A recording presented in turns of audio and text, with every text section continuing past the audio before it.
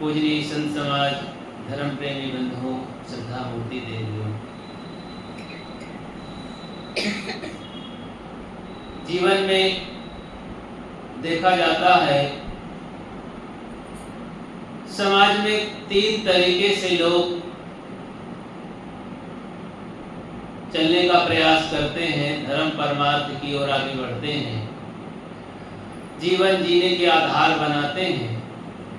तो तीन तरह के ख्याल दिखाई देते हैं, कर्म धर्म दिखाई देते हैं, प्रत्यक्ष, परोक्ष और अपरोक्ष। अब कहेंगे कि ये क्या चीज है? ये आदमी के सोच और उनके कर्मों की हालत को बताते हैं। तो प्रत्यक्ष को समझ लें। प्रत्यक्ष में ये दिखाई देता है प्राणी और पदार्थ, घर गृहस्थी, इंद्रियों से संबंधित सारी चीजें, विषय और भोगों की सामग्री दिखाई देती है। और यही सब कुछ लगता है कि इससे बढ़कर के क्या हो सकता है। ये तो प्रत्यक्ष है, भोजन पानी खाओ पियो प्रत्यक्ष है, बड़ा आनंद आता है।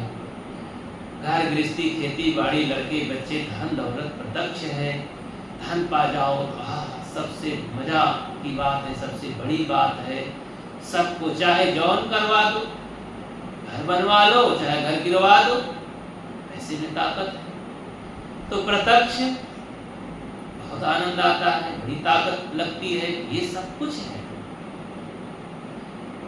प्रत्यक्ष में ही खेल कूद तमाशा, व्यवहार बर्ताव, प्रत्यक्ष की सारी बातें, सारी चीजें बड़ी मोहक लगती हैं। अब कहते हैं कि भगवान का भजन करो, बड़ा आनंद आता है। ध्यान करो, चिंतन करो, संतों की सेवा करो तो कुछ पता नहीं चलता है, कुछ दिखता नहीं है। खेती करो तो दिखता है, नौकरी करो तो दिखता है, विद्यालय जाओ तो दिखता है, और अपने साथी बरातियों को, नेताओं को खिलाओ पिलाओ तो दिखता है। संतों को खिलाओ पिलाओ तो क्या दिखता है? नेताओं को खिला दो तो कॉलोनी मिल जाएगी, सड़क बन जाएगी, नलकूप लग जाएगा, और भी नौकरी चाकरी मिल जाएगी। प्रधान को खुश कर लो, खिला पिला दो, खेत लिखवा लो तो लोग जमींदार कहेंगे। अब ये ईश्वर परमात्मा भगवान देवी देवता करने से क्या होगा? तो प्रत्यक्ष सब कुछ लगता है। अब कहेंगे विचार विवेक रूपी औजार को लेकर के काम करो, विवेक विचार रूपी क्या दिखता है? कुछ नहीं, इससे कोई काम होने वाला नहीं है। तलवार बंदूक उठा लो, सब काम हो जाता है। जिसकी लाठी उसकी, जानते हैं सब लोग। तो जिसके पास ताकत है वही से सब लोग झुक जाते हैं। तो ये लगता है कि हाँ ये खास चीजें हैं। बहुत सहनशील बन के, विनम्र बन के, छोटे बन करके काम होने वाला नहीं। इसकी लाठी उसकी भैंस। ये दुनिया बड़ी विचित्र है। और लाठी मजबूत बनवाओ, अब हाँ को सबको, सब चलेंगे, सब डरेंगे, कोई सामने आने वाला नहीं। ये प्रत्यक्ष का पूजा है, प्रत्यक्ष का पाठ है। और इसी में खिलाओ। देखो ना, अभी ध्यान शिविर चल रहा है, सादा सादा भोजन करके मन होता है क्या ये लोग भंडारा कर रहे हैं, कंजूसई कर रहे हैं। सादा खाना कंजूसपन है, बड़ी विचित्र बात है। अब इसमें भी बढ़िया बढ़िया तमाम टेस्टेड भोजन बने, गरिष्ठ भोजन बने, खर्चीला भोजन बने, तब लगेगा हाँ बड़े उदार महात्मा लोग हैं भाई, बहुत अच्छा है, बड़ा मालटाल छन रहा है, तो सबका मन खुश हो जाएगा। लेकिन सादा में कहाँ? तो ये प्रत्यक्ष है। जबकि साधना यही मांग करती है कि सादा रहो, सादा रहो। अभी कोई बहुत बढ़िया यहाँ मृदंग बजने लगे तब तो कोई उदासी नहीं, सबके मन में मुस्कान, चेहरा एकदम खिला खिला, अरे वाह बहुत आनंद आ रहा है। प्रत्यक्ष में अब ध्यान समाधि लगाए बैठे हैं, आंखों में भी दर्द, मस्तक में दर्द, कंधों में दर्द, कमर में दर्द, सब जगह दर्द। अब मौन है तो किसी से बोलना नहीं, तो मने मन पता नहीं इनको भी दर्द होता है कि नहीं, हम ही को होता है।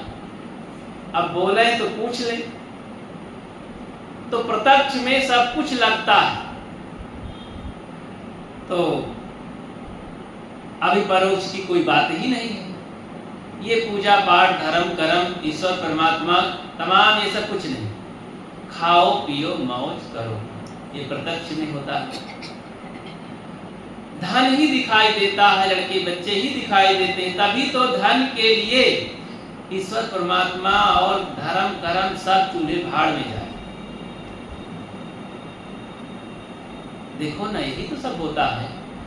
चोर लोग तो यहाँ तक कि देवी देवता को खोद के फेंक देते हैं, और वहीं पर सुराग बना के, सुरंग बना करके भीतर से लूट ले जाते हैं।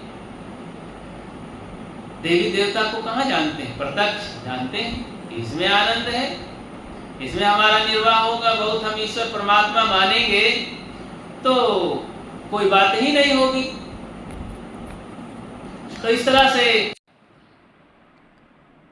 वे प्रत्यक्ष में डूबे हैं। संत गुरुजनों को धर्म कर्म की बातों को, सादा जीवन जीने के लिए और सेवा परमार्थ की बातों को लेकर के उदास रहते हैं, हंसते हैं, खिल्ली उड़ाते हैं। अरे ये सब कुछ नहीं। तो प्रत्यक्ष की बातें, प्रत्यक्ष देखो, पढ़ाई लिखाई। बहुत पहले लाओ त्से हुए हैं चीन में। लाओ त्से एक महान संत हुए हैं। चीन के लाओ त्से, यूनान एथेंस नगरी के सुकरात और ईसा, संत ईसा, ये बड़े बड़े नाम हैं। भारत में तथागत बुद्ध, महावीर, मध्यकाल में सदगुरु कबीर, ये बड़े बड़े हस्ती वाले नाम हैं। और इन सबों में, सब में अपना अपना व्यक्तित्व सागर जैसा है, किसी से कोई तुलना नहीं है। सब अपने अपने में महान हैं, महान प्रतिभा और व्यक्तित्व लेकर के आए। कोई लंबी जिंदगी जिए, कोई थोड़ा जी करके चले गए, लेकिन काम करके चले गए, बड़ा काम करके। हजारों साल के बाद भी वे आज शाश्वत जी रहे हैं, सबके हृदय में बस गए हैं, जन जन में व्याप्त हैं, पढ़े जा रहे हैं, पढ़ाए जा रहे हैं। उनके आदर्शों पर चल करके अनुभव किया जा रहा है, रिसर्च किया जा रहा है। तो प्रत्यक्ष दुनिया में लोग अधिकतम प्रत्यक्ष में जीना चाहते हैं, उसी में समय बिताते हैं, उसी में आनंद लेना चाहते हैं, उसी में सब कुछ सुख शांति मानते हैं। कोई होता है नहीं, ये पैसा कौड़ी, लड़के बच्चे, धन दौलत, ये शरीर है, सब कुछ नहीं है। एक दिन ये शरीर मर जाएगा, मिट जाएगा, रोगी होगा, ये लड़के बच्चे धोखा देंगे, छूट जाएंगे। इस तरह फिर उसी में सोचने वाले होते हैं। तो कहते नहीं, कोई अलग से ईश्वर परमात्मा, देवी देवता, कोई शक्ति तो है। तो परोक्ष से कहते हैं, परोक्ष की बातें सोचने लगते हैं। अब परोक्ष की बातें सोचे तो अब प्रत्यक्ष सब ढीला होने लगा। अब बात व्यवहार भी नहीं करना चाहते हैं, बहुत ढीला कर दिए मामला। कहते नहीं, भगवान भरोसे रहो, सब भगवान ही करता धरता है। अब यहाँ तक कि अब वो पढ़ाई भी नहीं करते हैं विद्यार्थी, भगवान का भजन करते हैं। वो सोचते हैं लड्डू चढ़ा देंगे, पास तो हो ही जाएंगे। तभी तो कहते हैं, हे भगवान, पास करने की कुंजी तुम्हारे हाथ है, पास कर देते तो क्या बात है। तो ऐसा प्रार्थना करते रहते हैं। हर आदमी सोचता है कि भगवान सब कुछ देता है, वही तो करता धरता, हम क्या करते हैं। अपने को एकदम कठपुतली मान लिया, सूत्रधार तो भगवान है। अब ये प्रत्यक्ष में जा कर के और परोक्ष में जा कर के प्रत्यक्ष को भुलाने लगा। यहाँ तक कि अब संयम नहीं करना चाहता है, कमाना नहीं चाहता है, संतों के पास जाना नहीं चाहता है। भगवान जब चाहेंगे तभी तो भजन कर सकते हैं। सबय नचावें राम गोसाई, अवमंगल भवन सुमंगल हारी, द्रवं सुदर्शत अजुर बिहारी। अब वो द्रवित होंगे तो सब कुछ दे ही देंगे, मंगल हो ही जाएगा, क्या करने की ज़रूरत है। इस तरह से ईश्वर परमात्मा, देवी देवता और शक्ति भक्ति में पड़े रहते हैं। कितने ऐसे संत महात्मा साधु वेश धारण करके त्याग तपस्या करने निकल पड़े और भगवान की भक्ति करने में पूरा जीवन बिता दिए, उन्हें संतोष शांति न मिला। कितने लोग खड़ेश्वरी हुए, ऊर्ध्वबाहु हुए और मौन हुए, मौन और दिगंबरी हुए, अंततः सब धोखा में पछताते हुए चले गए। उनको संतोष नहीं मिला, शांति नहीं मिली और तमाम तरह से पीड़ित, घोर पीड़ित होके चले गए, शरीर छोड़ दिए। कोई आदर्श नहीं, बस ठीक है, जड़वत रहे, हठी सठी रहे, हट करके बैठे रहे, डरते रहे कि ऐसा छोड़ देंगे, ये उपासना, ये हमारी जो प्रतिष्ठा है तो बिगड़ जाएगी, भगवान नाराज हो जाएंगे। परोक्ष की उपासना करने में जीवन के बहुत सारे हिस्से समय निकल गए, संतोष शांति न मिली और हमारी गंदी आदतें भी न छूट सकी। तम्बाकू, बीड़ी, गांजा, धतूर, गाली और छल, कपट, काम, क्रोध, लोभ, मोह, ये सब वैसे ही बने रहे। कोई ईश्वर परमात्मा आके नहीं किया कि अरे मूर्ख राज, पहले ये काम करो फिर मेरा नाम लो। कहावत है कि हिम्मत बंदे मदद खुदाए। जब हिम्मत करोगे, चाल चलोगे तो खुदा भी मदद करेगा। तो इसी सूत्र को धारण कर लेते। अरे भाई, सही दिशा सही ज्ञान जब हो जाता है तभी तो लाभ होता है। विपरीत दिशा में चल करके हमारा कुछ होने वाला नहीं है। काम दाम राम, तो सबसे पहले लोगों से मुलाकात होती है, सबका मन लगा रहता है दाम में, और दाम में लगा होने के कारण छल कपट बेईमानी दगाबाजी यही सूझती है। दाम के चक्कर में ही पड़ करके, दाम में मन लगाने से ही तो भाई भाई के साथ छल किया जाता है। यहाँ तक कि पिता को लोग मार डालते हैं, माँ के साथ छल किया जाता है, देवरान जेठान में छल कपट कर लिया जाता है। दाम में आ सकती है ना, पैसा ही सब कुछ है। दाम को हम प्राथमिकता दे करके, यहाँ तक कि बच्चों को भोजन नहीं दिया जाता। स्कूलों में उनके लिए आता है आजकल पोषक खान पान, और सब बेच लेते हैं प्रधान लोग, अध्यापक लोग। दाम के ही चक्कर में ना कितना गवर्नमेंट से अलाउ होता है, लेकिन तमाम ये नेता लोग, ठेकेदार लोग सब खा जाते हैं। दाम के चक्कर में इनको धर्म कर्म कुछ नहीं दिखाई देता है। दाम के ही चक्कर में चोर मंदिरों में जा कर के भगवान की आँखों को निकाल लाते हैं और बेच लेते हैं, और मूर्तियों को बेच लेते हैं अगर धातुओं की बनी रहती हैं तो। और दाम के ही चक्कर में व्यापारी लोग तमाम इंसानों के साथ कितना ठगाई करते हैं और भगवानों को बना बना के बेच लेते हैं। कहते हैं ये छोटा भगवान है, इसका दाम ये है, ये बड़ा भगवान है, इसका दाम ये है, ये पीतल का भगवान है, इसका दाम ये है। सबका भगवान अलग अलग। और कहता ये भगवान अब पत्ता खाएगा, ये भगवान तो सुपारी खाएगा, ये भगवान तो और फूल पत्ती खाएगा, और कहीं कहीं तो भगवान शराब भी पिएगा। सबका भगवान भी कीमती है और सस्ता है, अलग अलग है, और सबके भगवान का खान पान भी अलग है, सबके भगवान को की चाल चलन भी अलग है, सब में ताकत है। कोई बड़ा वरदान देता है, कोई छोटा वरदान देता है। तो इस तरह से लोगों ने बना रखा है। तो परोक्ष की उपासना में इतना हवा खड़ा कर दिया कि अपनी इंसानियत को लोग भूल गए।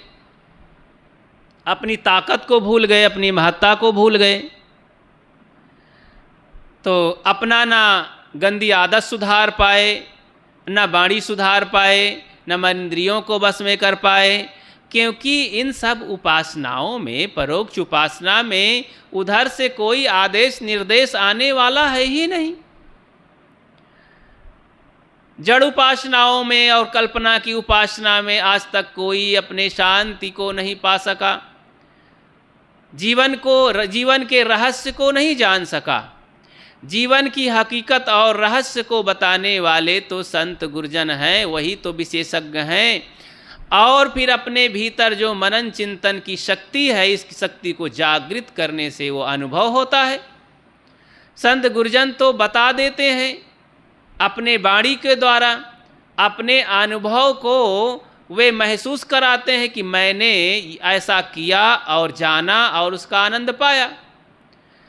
और आपको भी लगे, ज़रूरत समझें तो ऐसा करिए, मेहनत करिए, फिर अनुभव करिए आप भी।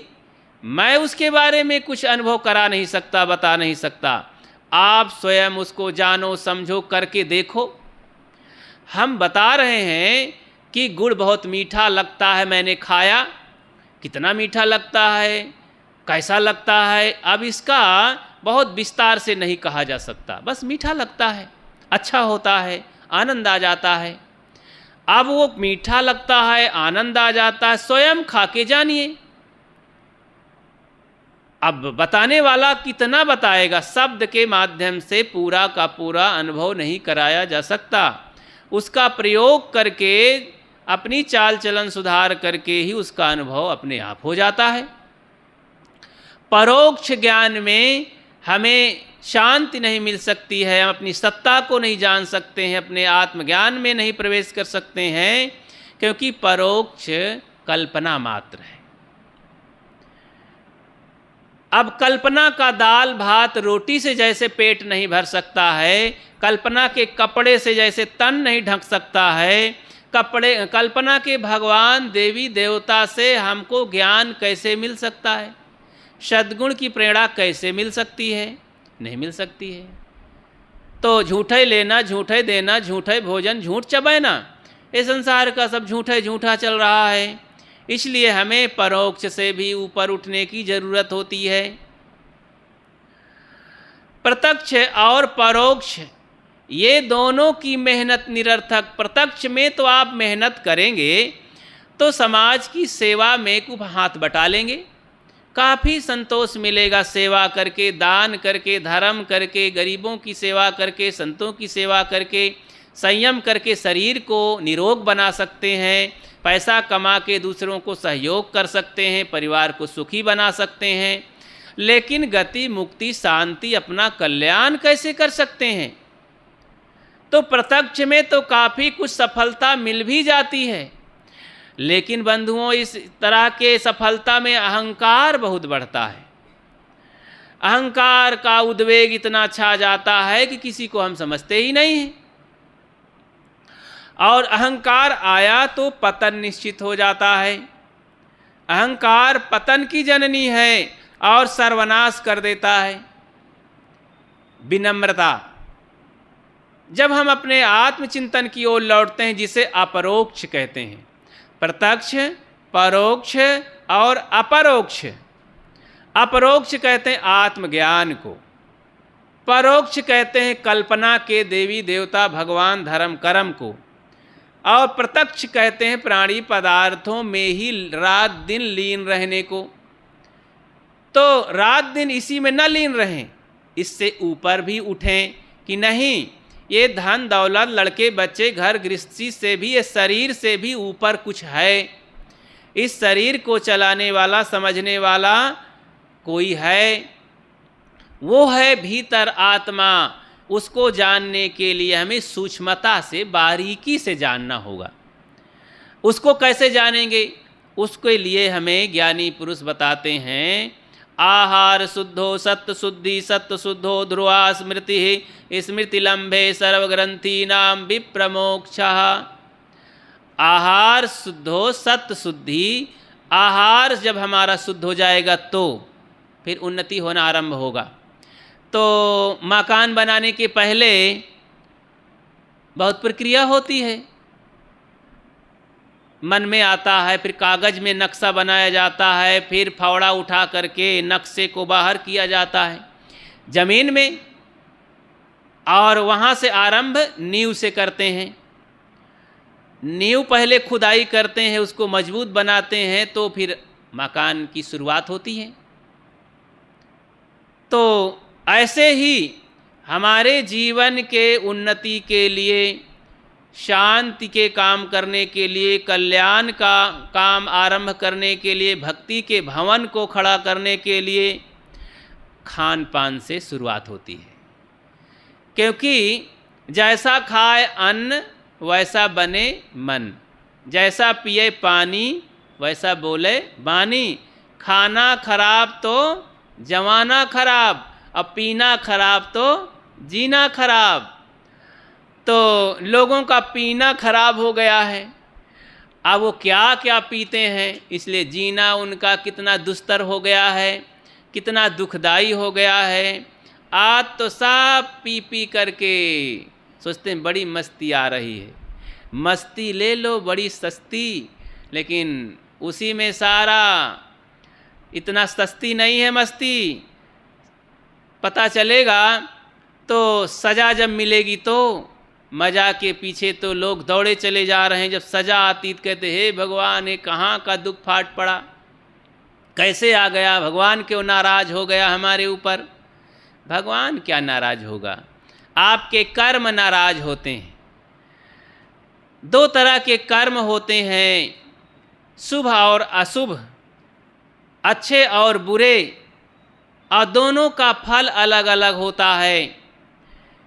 एक का फल, अच्छे कर्मों का फल हमें देवता बन करके हमारी रक्षा करता है, और बुरे कर्मों का फल हमें राक्षस शैतान बन के ऊपर चढ़ा बैठा रहता है और दुख देता है।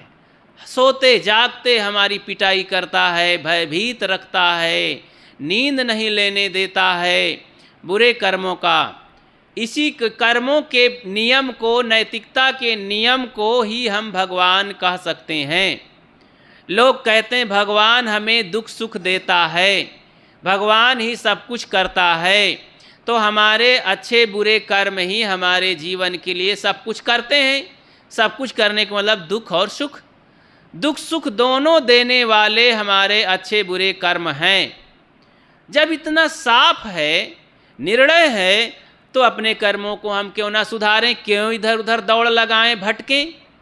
कर्म सुधार करने के लिए संत गुरुजनों से, अच्छे लोगों से संगति करके युक्ति जान लें, कुछ नुस्खे फार्मूले जान लें, उसके माध्यम से अपने कर्म सुधार के कर्म को सरल बना लें। तो सरलता से अपने जीवन को जीना आरंभ कर दें। कर्म सुधार करते नहीं, भगवान ईश्वर परमात्मा का नाम लेते हैं, तो प्रत्यक्ष परोक्ष अपरोक्ष। तो प्रत्यक्ष में हम भूले ना, अहंकार ना करें, ये सब छूटने वाला है, सब नष्ट होने वाला है, बिगड़ने वाला है। जब तक है इसमें बात व्यवहार कर लो, लोगों के साथ सुंदर बर्ताव कर लें, ऐसा कुछ बर्ताव करें कि न दुख किसी के हो और न अपने लिए दुख बने, नया नया कोई हमारे लिए निर्माण ना हो, बचें और बचावें। सुख स्वयं सुखी रहें और दूसरे को सुखी बनावें, इस तरह का प्रयास करें। इस तरह के प्रयास करने में भी कुछ समस्याएं आ जाती हैं, अब उसको सहन करें, भोगें, क्योंकि दुख देह धरे का दंड। तन धर सुखिया कोई न देखा, जो देखा सो दुखिया। सदगुरु कबीर कहते हैं तनधारी तो दुखी ही होता है, और देह धरने का दंड तो भोगना ही पड़ेगा। हम कितना साधन भजन करके पवित्र जीवन जी लें, लेकिन अब भूख लगेगी, प्यास लगेगी, लोगों से बात व्यवहार करके कुछ होगा। अब प्रेम दूसरे से करते हैं, बहुत सहयोग करते हैं, तो भी वो संदेह करता है, कहता है ये हमारी सेवा कर रहा है, इसका स्वार्थ जरूर कुछ होगा। जरूर पक्षी उड़ता है तो कहीं बैठेगा जरूर, आकाशे में थोड़े उड़ता रहेगा, कहीं बैठेगा। ये हमारी सेवा, आज आए हैं तो कुछ मतलब से आए होंगे। संदेह होता है, बिना मतलब के कौन आएगा? अब बेमतलब कौन काम करेगा? तो हर जगह हर बात में यही संदेह होता है। नहीं नहीं, तो आदमी चौकन्ना हो जाता है कि नहीं, आए हैं तो जरूर कहीं गड़बड़ झाला ना कर दें। प्रेम है तो भी मीठा मीठा बोलो तो लोग संदेह करते हैं, अरे बड़ा मिट्ठू है, कुछ गड़बड़ झाला है क्या, फंसाने वाले तो नहीं हैं। और शायद कड़वा बोलो, कहते तो तलवार चलाते हैं, इनको तो सभ्यता भी नहीं है, व्यवहार भी नहीं आता है, ये क्या जहर उगल रहे हैं, बड़ा मुश्किल है। ये देह धरने में चारों तरफ से दुखों से आदमी घिरा हुआ है। कितना बचाओ, कैसे करो, लेकिन झंझटें खड़ी हो जाती हैं। कोई मार्ग नहीं है, एक मार्ग है, सहन करो सहन करो सहन करो। सहनशीलता सहनशीलता सहनशीलता। वो बुजुर्ग की बात याद करो, जापान में वो बड़ा आदमी जो था, जहाँ की सैकड़ों लोग उनके घर में रहते थे, कहा जाता है 1000 आदमी रहते थे और एक चूल्हे की रोटी खाते थे। 100 लोग, 100 लोगों का भी बहुत लंबा परिवार हो जाता है। कहीं कहीं हम लंबे परिवार में देखे हैं तो 30, 40, 45 लोग तक, इससे ज़्यादा बड़े अभी नहीं देखे हैं, एक चूल्हे की रोटी खाने वाले। अब 100 लोग जहाँ रहते हों, तो अब जहाँ ऐसा देश हो कि जहाँ पति पत्नी भी न रह पाते हों, अब वहाँ 100 लोग रहने लगे तो आश्चर्य तो होगा।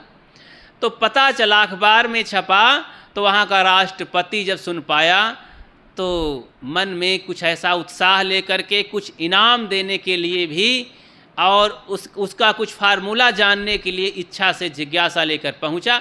अपने हेलीकॉप्टर पर बैठा और पता लगाया, वहाँ गया, गांव के नीचे हेलीकॉप्टर उतारा पास में और पूछते पूछते गया उस आदमी का घर कहाँ है। लोगों ने बताया कि सर वहाँ पर चलिए। ले गए लोग उनके दरवाजे पर।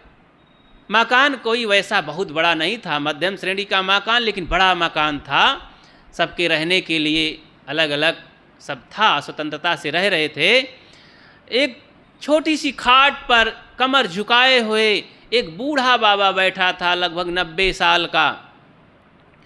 तो बताए कि यही बूढ़ा उस घर का मालिक है, जो 100 लोगों पर कमान करता है, चलाता है, आदेश देता है, यही आदमी है, बूढ़ा है। तब वहीं खड़े हो गए। अब 4 से 10 लोग थे। प्रधानमंत्री राष्ट्रपति महोदय अपने साथियों के सहित वहाँ पहुँचे थे। प्रेम से बैठ गए। बूढ़ा अपनी गर्दन उठाया, बड़े ध्यान से देखा, अच्छा ये तो कोई देश के नायक लोग हैं, बड़े लोग हैं। आवाज़ लगाया, घर से लोग निकले, इशारा किए, इशारा मात्र से समझ गए और चारपाई निकाल लाए। कुर्सियाँ तो थी नहीं, तो कुछ बैठने के लिए लाए। तो लोग बैठे, इशारा किए बैठ जाओ। तो नेताजी वहाँ बातें करते हैं कि बूढ़े बाबा, हम बहुत देर तक नहीं रहने आए हैं आपके यहाँ, आपके यहाँ हम जानने आए हैं। सुने हैं कि 100 लोग रहते हैं, आप एक साथ, इतना संयुक्त परिवार है, बड़े प्रेम से रहते हैं। गर्दन थोड़ा थोड़ा हिला देते थे, ज़्यादा बोल नहीं पाते थे। शरीर स्वस्थ था। तो सुनते रहे। बोले आप कौन हो, ऐसा कोई ऐसा मंत्र जानते हैं, कोई ऐसा युक्ति जानते हैं, हमें भी बताइए तो हम देश में प्रचार करें। देश के लोग तो भाई भाई, पति पत्नी, देवरान जेठान, टोला मोहल्ला में भी सब किचकिच मचाए रहते हैं। जहाँ देखो कलह रहता है, राग द्वेष रहता है। अगर आपका फार्मूला लागू हो जाए तो आदमी सुखद जिंदगी जी सकता है। बूढ़े बाबा सुन करके इशारा किया अपने पोते से, कुछ कलम कागज़ लाओ। तो 1-2 पृष्ठ कागज़ लेके आया वो बच्चा। जानते थे कि इतनी लंबी बात को बताने के लिए अब बोल नहीं पाएंगे। कागज़ दे दिया गया और वो धीरे धीरे लिखने लगे। लिखते लिखते लिखते लिखते पूरा पेंच भर डाले और फिर अंतिम में कांपते हुए हाथ से पकड़ा दिए और सिर झुका के बैठे रहे आनंद मुस्कुराते हुए। राष्ट्रपति महोदय पढ़ाते हैं अपने साथियों से, बोलते हैं सर इसमें तो एक ही बात लिखा है, सहनशीलता सहनशीलता सहनशीलता, एक से दो कुछ लिखा ही नहीं। तो बोले नहीं, इसमें तो कुछ रहस्य होगा बाबा जी का। तो फिर उनसे पूछा गया तो वो तो नहीं बोले। उनके बेटे ने कहा सर मेरे बाबा जी, मेरे दादाजी का ये कहना है, आप ज़्यादा इस समय बोल नहीं सकते, बुजुर्ग हैं, मैं जानता हूँ उनकी भाषा को। वे कहना चाहते हैं कि हमारे परिवार में सब सहनशील हैं, 100 लोग हैं, कोई सहाना नहीं चाहता है, सब सहना चाहते हैं, सब सहनशील हैं। प्रधान राष्ट्रपति महोदय उठ के खड़े हुए, प्रणाम किए, पैर छुए बूढ़े बाबा का, धन्य है, जहाँ सहनशीलता है तो यही तो मंत्र है, क्यों नहीं चलेगा, संयुक्त परिवार में आनंद से लोग रहेंगे। सहनशीलता बड़ी बात है। लोग तो सहाना चाहते हैं, कोई सहना चाहते नहीं। सदगुरु अभिलाष साहब अपने लेखनी से लिखते हैं कि सहना हमारा काम है, सहना हमारा काम है। वे साधक के जीवन को उजागर करते हुए, साहस देते हुए लिखते हैं, अगर कोई साधना करना चाहे, अच्छी ज़िंदगी चाहे, शांत की ज़िंदगी चाहे, चारों तरफ सहना पड़ेगा, सहनशीलता सहनशीलता। बात तो यहाँ है कि हम सहना चाहते नहीं, हम किसी से कम नहीं। आप चलेंगे डार डार तो हम चलेंगे पात पात, हम किसी से कम नहीं। तो लोग नाला में दहला लगाना चाहते हैं, कोई झुकना नहीं चाहता है। हम क्यों झुकें? अरे यहाँ तक कि आज शादी हो जाती, पति पत्नी आते हैं, अभी अभी नवविवाहिता आई हैं, सबको पढ़ाई का घमंड है। अरे भाई हम बीए हैं तो हम भी तो बीए हैं, तो तुम कमाते हो तो हम भी तो कमाते हैं, तुम अध्यापक हो तो हम भी तो अध्यापिका हैं, आप दरोगा पुलिस हो तो हम भी तो फौजी हैं, आपकी वर्दी है तो हम भी तो वर्दी लगा के चलती हैं, कोई कम है क्या? इतना कंपटीशन है, सारा आनंद सुख शांति अदब लिहाजा ही दिल दिमाग से खो गया, लोगों का दिमाग बढ़ गया। संत लाओजे कहते हैं ये पढ़ाई लिखाई करने वाले महाघमंडी छली कपटी हो जाते हैं, इसलिए इसको डालो गड्ढे में, कूड़ा करकट में, और जीवन को बदलो, सुधारो, और झुक के चलो, विनम्र हो जाओ। इतना बढ़िया बताते हैं। उस हजारों साल पहले वे देखे थे, राजघरानों को देखे थे, और वो अपने उनके राजा के कोषागार थे, लेखागार थे, तो सब देख चुके थे और वहाँ से इस्तीफा दे करके आए थे और तालाब के किनारे बैठे ध्यान मग्न थे। राजा के सिपाही आए पुनः बुलाने के लिए, जाओ उनको खोज लाओ, बड़े ज्ञानी हैं, ज़रूरत है हमें। उनके जैसा बुद्धिमान तो हमारे राजदरबार में है ही नहीं। वो तो बहुत बड़े सलाहकार थे, बहुत अच्छे ज्ञानी पुरुष थे और बड़े संयमित जीवन जीने वाले थे। सिपाही आए और खोजते खोजते पाए कि एक तालाब के किनारे बैठे थे। कहा कि सर आप चलिए, राजा की ओर से आपका बुलावा है, राजा बड़े प्रेम से आपको बुलाए हैं। बोले नहीं, एक बार दो बार, तीसरी बार बोले कि ठीक है, धन्यवाद है राजा को, और मैं चला आया हूँ, वे मुझे बुलावा भेजे हैं, अच्छी बात है, लेकिन जाओ कह दो कि मैं अब जा नहीं सकता, मैं आ नहीं सकता। क्या तुम इन मेढकों को बुला ले जा सकते हो? मेढक वहीं किनारे किनारे बैठे थे, तो क्या इन मेढकों को बुला ले जा सकते हो? तो ये व्यंग भरी बातें बताए।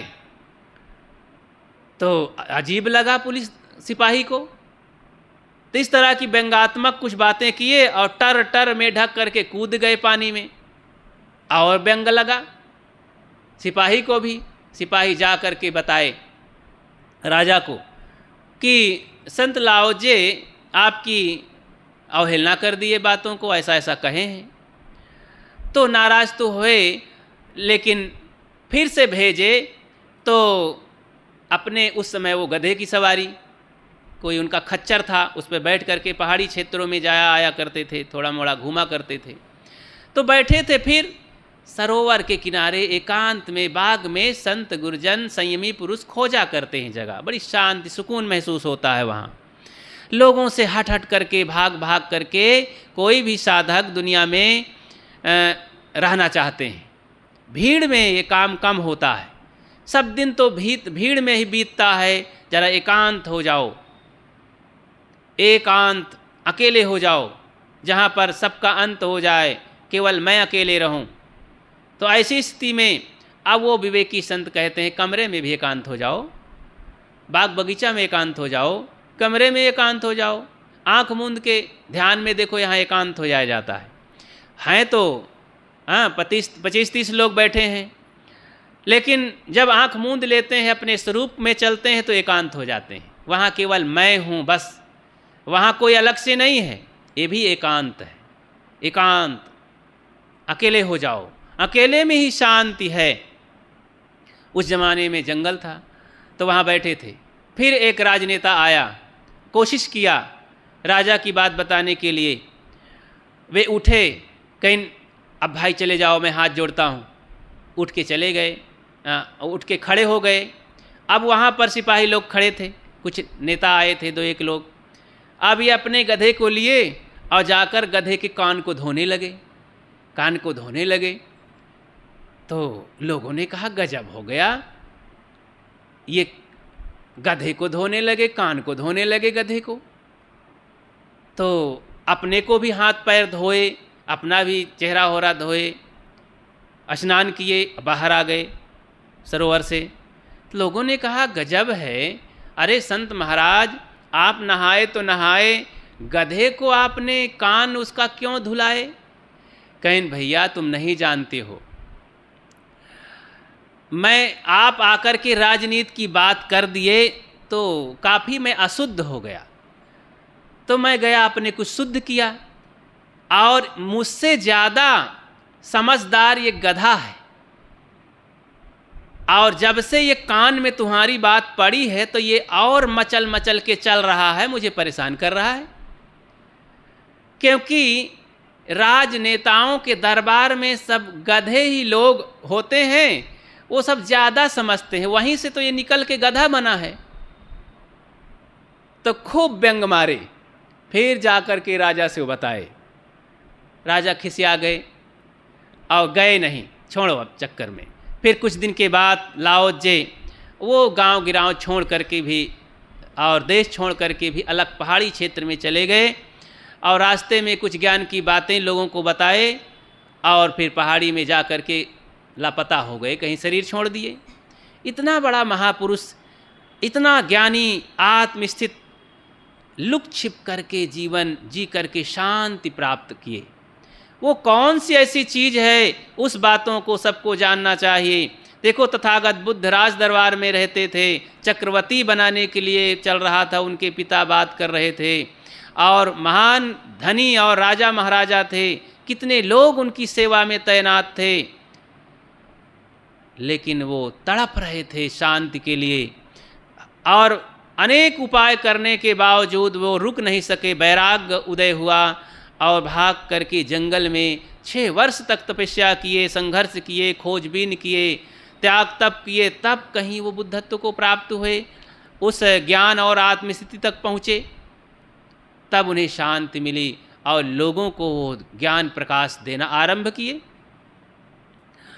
ऐसे ही बड़े बड़े संत महापुरुष हुए, आत्मस्थिति प्राप्त किए ध्यान के माध्यम से। आज जो ध्यान किया जाता है ये कोई नया नहीं, सदैव से ध्यान होता रहा। शांत इच्छुक मुमुक्ष लोग सब ध्यान करते रहे अकेले में। और अब सभा सोसाइटी कहाँ बने? सभा सोसाइटी भी होती थी जब तथागत बुद्ध होते थे, जब यही कौशाम्बी आए थे तो जब उनका समाज, तो कहा जाता है हजारों की संख्या में 500-500 लोग एक एक दिन में भिक्षु बनते थे। इतनी भीड़ उमड़ चली थी, हजारों लोग इसी तब झंझट के मारे तो वो बिखर जाते थे। एक गांव में, एक शहर में नहीं रहते थे, तमाम गांव में बिखर जाते थे भिक्षा लेने के लिए। खाने का भी इंतजाम हो जाए और लोगों में प्रचार प्रसार भी हो।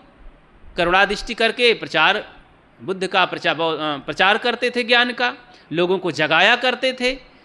तो एक तरीका था उनका जगाने का। एक जगह बैठे रहेंगे तो कैसे होगा, तो बिखर जाते थे 2-2 साधु संत भिक्षु लोग। लेकिन भीड़ का भीड़, उस समय नारियां भी भिक्षुणी हो गई थी। देखो, बहुत बड़ी क्रांति थी। आज से 2-2.5 हजार वर्ष पहले नारियों का, उस बुद्ध काल में नारियों का कितना अपमान होता था, लेकिन तथागत बुद्ध की माँ और उनकी पत्नी शुरुआत किया। बहुत बड़ी क्रांति थी। अरे अभी अभी 200-250 वर्ष पहले मीरा ने इतनी ज़बरदस्त क्रांति की। राठौर घर की, राजपूताना घर की लड़की, बहू बेटी राजा की रानी होकर के जब त्याग किया तो बहुत बड़ी क्रांति थी। तो इस तरह आत्मज्ञान और शांति के लिए जब कोई तैयार होता है, कोई लड़का हो चाहे लड़की हो, नर नारी कोई भी हो, दुनिया के लोगों को बड़ा आश्चर्य लगता है। वो समझते हैं ये तो बहुत गलत बात है, परंपरा के कोई खिलाफ जाता है। लोग उसे पैर पकड़ के खींचना चाहते हैं, आगे नहीं बढ़ना देना चाहते हैं। लोग सुखी बनना देना ही नहीं चाहते हैं, धकेलना चाहते हैं अंधकूप में। बंधुओं, ये बहुत बड़ी क्रांति है, कोई कायरता की बात नहीं है, बहुत बड़ी बहादुरी की बात है। तो साधु बनना है नहीं है खेल, इतने अच्छे अच्छे का निकल आता है तेल। तो ऐसी भी कहावत है, बनना जाए। लोग कहते तो हैं कि अरे भाई ये साधु महात्मा बहुत आराम से मस्त खाते पीते हैं, बहुत इनके पास पैसा कौड़ी है, बहुत बढ़िया चकाचक। अरे आ ना जाओ भाई, आप क्यों घर में पड़े हो झंझट में, दुखी बने हो, आके दिखाओ तो सही। जिस दिन एक पैर बढ़ाओगे ना, अरे हम कहते सच्चे साधु न बने, ढोंगिए पखंडी बना के दिखाओ। तो हैं तो बहुत उनकी संख्या में पाखंडी लोग, उसी तरह लोग नहीं बन पाते हैं।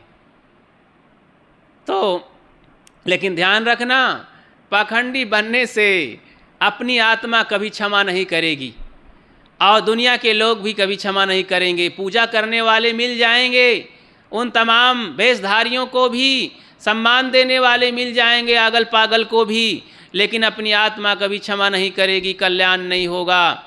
और ये भेष की बहुत बड़ी बदनामी, भेष की बहुत बड़ा कलंक ऐसे लोग करते हैं।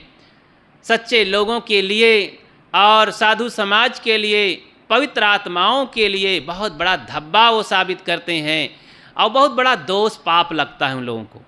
लेकिन सच्चे पुरुष क्या कर सकते हैं? दुनिया है, किसको पकड़ करके रोक सकते हैं? ये संसार है, इसमें अच्छे बुरे लोग रहेंगे। तो हमें समझना होगा कौन अच्छा है कौन बुरा है। सच्चे को पकड़े हम और बुरे को छोड़ें। त्याग ग्रहण, इसीलिए तो सदगुरु कबीर कहते हैं, सार सार को गहिर है थोथा दे उड़ाए।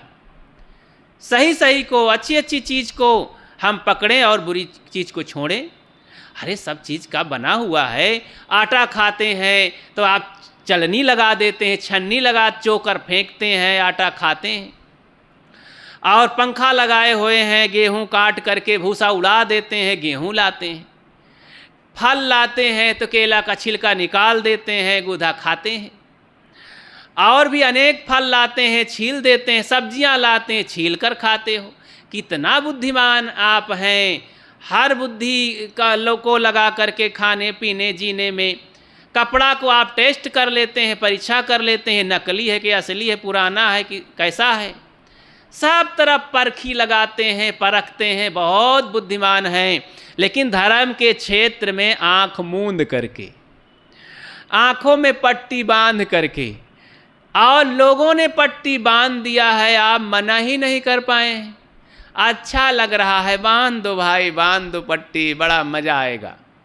आप तो भगवान हैं, आप तो पंडित जी हैं, आप तो महात्मा जी हैं, आप गुरु जी हैं, बांध दो पट्टी।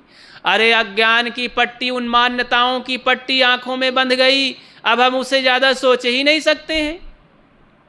इस पर मैं एक कहानी कहा करता हूँ, समय भागा जा रहा है, जल्दी से कहता हूँ। एक नट था, खेल दिखाता था राजा के यहाँ। राजा ने कहा, भाई ऐसा खेल दिखाओ कभी ना हुआ हो और कभी आगे हो ना। तो कहें, सरकार पैसा लगेगा, महंगा सौदा है ये। कहें, अरे ले जाओ खजाने से। ऐसा बहुत खेल दिखाने वाले आए, सबको ऐसा कह के राजा भगा देता था, हटा देता था। वो भी ऐसा नट खेल दिखाने वाला मजबूत मन का था, वो डरा नहीं। उसने कहा, हुजूर पैसा लगेगा। ले लिया 40-50 हज़ार रुपये और चला गया। 6 महीना तक नहीं आया। और फिर एक दिन दाढ़ी वाढ़ी बढ़ा करके खूब साधु का वेश बना करके आया। राजा के महल के आगे एक चौराहा था, वहीं बैठ गया। अब बैठते ही आँख ऐसा मूंदा और ऐसा मुद्रा बनाया कि देखने वाले, साइकिल से, गाड़ी से, पैदल वाले, इक्के वाले, तांगे वाले, कोई उतर करके प्रणाम करता है, कोई चलते चलते प्रणाम करता है, कोई हरन बजा के प्रणाम करता है। ऐसे चौराहे में बैठ के देखो ना फिर, तो चारों तरफ से तमाशा हो गया। तब किसी की हिम्मत हुई, भगवान आप बहुत सिद्ध हैं, इतना हो हल्ला होते हुए भी चौराहे में आप ध्यान मग्न हैं भगवान के भजन में, और दर्शन दीजिए, हमारा बेड़ा पार कीजिए। तब बहुत देर में फिर आंखें खोलते हैं, जब भीड़ चारों तरफ से इकट्ठा हो गई और 20-20 किलोमीटर बाद फैल गई, लोग आने लगे, तांता लग गया। तब कहते हैं, देखो आप लोग मेरी भजन में बाधा कर दिए हैं, मैं स्वर्ग लोक से आया हूँ, भगवान प्रभु ने मुझे भेजा है, तो चलो आप सबका कल्याण करता चलूँ। अच्छा बताओ, मैं अब वापस जाने वाला हूँ, अब मैं 5 बजे मेरी यहाँ से जाने की बात है। तो अच्छा अभी कुछ समय बचा हुआ, 3 बजे हुए हैं, तो जल्दी से नामिनेशन करवाओ। तो जल्दी से लोग नामिनेशन करने वाले 2-3-4 मुंशी बैठे लिखने वाले, हम स्वर्ग चलेंगे, हम स्वर्ग चलेंगे, भगवान के दर्शन की। राजा सुन पाया तो रानी को लेकर के आया, अरे हटो मूर्खो, तुम लोग तो मेरी प्रजा हो, मैं हकदार हूँ, मैं इस क्षेत्र का सबसे बड़ा आदमी हूँ, तो मैं पहले नाम लिखाऊंगा, स्वर्ग चलूँगा। तो नाम लिख लिए। अब राजा के सामने सब हट गए। इतने में फिर और प्रजा के लोग, धनी मानी, सेठ साहूकार, सब लिखवाए नाम। अरे तो कहे हजारों लोग हो गए, नगर के अधिकतम लोग, अब बूढ़े छोटे नन्हे मुन्ने बच पाए, नहीं तो जवान लोग तो आगे बढ़ के सब नाम लिखा लिए। सबके लिए पर्ची कट गई। अंतिम में उस खेल दिखाने वाले नट ने कहा, साधु बाबा कहना चाहिए, महाराज जी ने कहा कि एक बात और है, पहली दफ़ा आप स्वर्ग चल रहे हैं तो अनुभव है नहीं, और जिस विमान पर चलोगे घबरा जाओगे, हवा बहुत तेज लगती है, कनफाड़ू आवाज़ होती है, तो ऐसा करो आँख से तुम सह नहीं पाओगे, भगवान का तेज भी बहुत होगा, उस प्रकाश को नहीं सह पाओगे, आँख में पट्टी बांधो।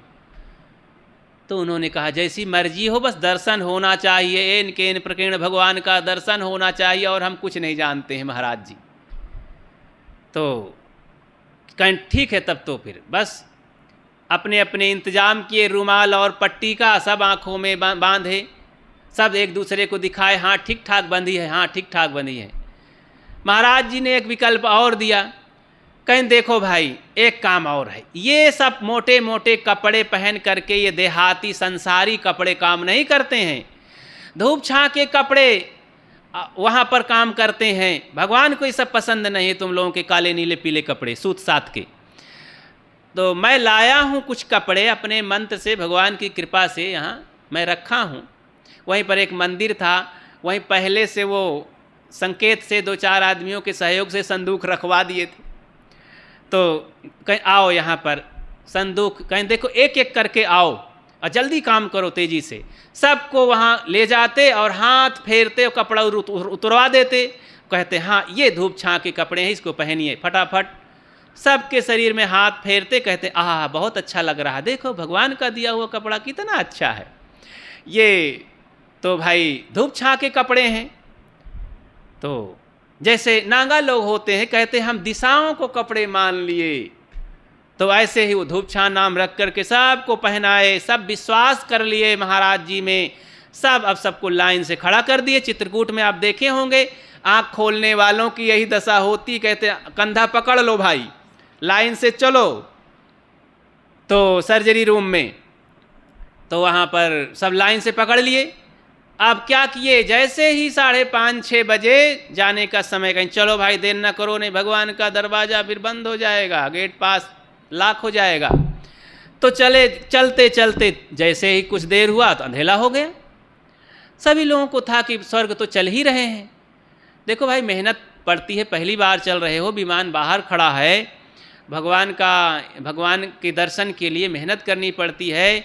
घूमते घूमते उसी गलियों में, सकरी गलियों में, आगे पीछे महल के तमाम खाई खंदक भी डकवाए, परेशान किए, कोई गिरे, किसी के पैर में नहा फूटा, किसी कोई कहीं टकराए, लेकिन एक दूसरे को पकड़े थे। आगे राजा के महल के खिड़की के सामने पकड़ के खड़े हो गए। अब महाराज जी तो 9-11 हो गए, कहा करके कि मैं जा रहा हूँ भगवान से एंट्री लेने, कि कैसे दर्शन देंगे, इतने लोग आ रहे हैं एक साथ। तो ऐसा कह के विश्वास दिला के चले गए। अब रात भर खड़े रहे, ठंडी का महीना था, कपी थी, कपड़ा था नहीं शरीर में, सब बेचारे परेशान, भगवान का लालच, स्वर्ग का लालच, सबके आंखों में पट्टी। तो सब दिगंबरी महाराज बन गए। तो इतने में सुबह होने लगी, पक्षियां चहचहाने लगीं, लोग उठने लगे, जो बूढ़े बच्चे बचे थे, देखे कि अरे सब क्या होने वाला है, कहाँ के भूत प्रेत आ गए। तो जैसे और प्रकाश हुआ तो लोगों ने पहचान किया, आवाज़ आने लगी। लोगों ने कहा अरे हम तो काफ़ी यात्रा किए, स्वर्ग की यात्रा, ये तो गांव के लोग ही बोल रहे हैं। लोगों से, बुजुर्गों से रहा नहीं गया, आके अब हिम्मत तो नहीं पड़ रही थी, कौन कहे राजा नंगा है, फांसी पर चढ़वा दें। बहुत डर था, लेकिन रहा नहीं गया, गांव की इज्जत का मामला था। आकर बताए तो लोग जैसे ही पट्टी खींचे आँखों की, सब भागने लगे इधर उधर, शर्म के मारे, लज्जा के मारे, और रोने लगे लोग, अपने अपने घरों में जाकर मुँह दाब के रोने लगे। बड़ा अफसोस हुआ कि हम लोग क्या कर डाले, कैसा बदमाश ऐसा कर डाला, कौन है वो आतंकवादी, भला बुरा खूब कहे, लेकिन अब क्या होता है। लोग नहाए धोए, फिर से कपड़े पहने, सब मर्यादा से हो गए, और कौन एक दूसरे से मिला, हिम्मत पड़ नहीं रही थी। तो जैसे ही 4 बजे का समय हुआ, इधर सब सुस्ता लिए, ठंडे हो गए, तब वो बड़ा सा नगाड़ा लेकर के, नट बाल वाल घुटवा करके सब सफाई के साथ आया। जय हो महाराज की, राजा साहब की इनाम मिलना चाहिए, जय हो जय हो। राजा ने कहा अरे ऐसा, ये कौन है, किसका इनाम? बोले हुजूर मैंने ही खेल दिखाया है जो कभी नहीं होगा, और कभी ऐसा हुआ भी नहीं। आपकी आज्ञा का मैंने पालन किया है, गलती क्षमा करिएगा, इनाम मिलना चाहिए। तब बंधुओं एक कहानी हुई हमारे जीवन के साथ, हमारे बुजुर्गों को, हमारे समाज को, इस पूरी मानवता के आंखों में पट्टी बांध दी गई। ऐसा खेल दिखाया गया, तमाम तरह की लीला के माध्यम से, भगवानों की लीला दिखा दिखा करके आंखों में पट्टी बांध दी गई, और ज्ञान विचार विवेक विचार से नंगा कर दिया गया। उनके पास कोई विचार की शक्ति नहीं रह गई। केवल विश्वासम फलम दायकम, विश्वास के आधार पर उनको कह दिया गया कि भाई राम का भरोसा करो, भगवान का भरोसा करो, वही फल देगा। तुम तो केवल बस ये फला हो ढेका हो, तुम ऊंच हो नीच हो, और तुम्हारा यही अधिकार है, तुम्हें इसी में जीवन मिला है, भगवान ने तुम्हें इसी तरह बनाया है। सोचने की शक्ति ही खराब कर दी। तुम्हारा विद्या में अधिकार नहीं है, मंदिर में अधिकार नहीं है, पानी पीने का अधिकार नहीं है, धन होने का अधिकार नहीं है, कमाने का अधिकार नहीं है, सफाई से रहने का अधिकार नहीं है। एकदम जुबान ही काट लिया गया, बोलने का अधिकार नहीं। ऐसे गूंगे बहरे अंधे लोगों को सदगुरु कबीर ने दहाड़ करके, इंकलाब करके कहा कि अरे मेरे भाइयों, कहें कबीर सुनो भाई साधो, और तुम लोग आँख खोलो, देखो तुम ही मालिक हो, परमात्मा हो। कर वहिया बोले अपनी छाण बिरानी आस, जाके आंगन नदिया बहे सो कस मरे प्यास। तुम्हारे अंदर वो परमात्मा बैठा हुआ है, दिल में खोज, दिलय माँ खोजी है करीमा रामा। तुम किस स्वर्ग नरक के चक्कर में पड़े हो? छोड़ो इस स्वर्ग नरक की बात को, भगवान ईश्वर परमात्मा की बात को तुम अपने दिल में खोजो। यही दिलवर बैठा हुआ है और भगवान मालिक बैठा हुआ है। सभी भगवानों का भगवान अपनी आत्मा ही है। इस तरह से साहब ने इनकलाब किया, बहुत लोग जगे उसमें, और तमाम ऐसे हमारे संत गुरजन समाज में जगे, और हजारों साल से ऐसा इनकलाब किया जा रहा था। लेकिन जब आंखों में पट्टी बन जाती है तो लोगों को दिखाई नहीं देता है। अफसोस है, अफसोस कि आज भी इस वैज्ञानिक और शिक्षा के युग में, स्वतंत्र भारत में, कितने लोगों के आंखों में पट्टी बंधी है कि लोग आज भी गणेश भगवान को दूध पिलाने के चक्कर में हैं, लड्डू चढ़ाने के चक्कर में हैं, तमाम तीर्थ मूर्त और गंगा के नहाने में अपनी मुक्ति गति चाहते हैं। उसी गंगा में हजारों लोग मर गए कुंभ मेला में, और इतना भी लोगों को पता नहीं। आंखों में पट्टी तो बंधी है, अभी बाढ़ आई है, कितने लोगों का घर, लाखों लोगों का उसमें डूब गया, और कितने लोगों का नुकसान हुआ। गंगा माई पार करेंगी? केदारनाथ की यात्रा में लाखों लोग मर गए, बह गए, घर गृहस्थी, आज भी आंखें लोगों को नंगा कर दिए कि नहीं लोग? ऐसे ही छली कपटी लोग भगवान के और ईश्वर परमात्मा के चक्कर में हमको धमकी दे करके, डरवा करके हमारी जीभ काट लिए, आंखों में पट्टी बांध दिए और ज्ञान विवेक से नंगा कर दिए। हमारे पास कुछ नहीं रह गया। आज सदगुरु कबीर जैसे महान पुरुष संसार में जो आते हैं, हमारे संत गुरुजन जो इनकलाब करते, इनकी बहुत बड़ी कृपा है। इनकी कृपा को हम स्वीकार करें, इनकी सेवा को स्वीकार करें। हम सब जागें और जगाएं और अपनी आत्मा में स्थित होकर के ध्यान के माध्यम से शांति प्राप्त करें, दुखों से बचें। अपनी बात को यहीं विराम देता हूँ। आप सबको बहुत बहुत धन्यवाद। ये ध्यान शिविर का तीसरा दिन, ये तीसरी सभा है। आप सब बड़े गौर से, बड़े प्रेम से यहाँ श्रवण कर रहे हैं, साधना का लाभ ले रहे हैं। आप सबको बहुत बहुत धन्यवाद। बोलिए सद्गुरु देव की जय।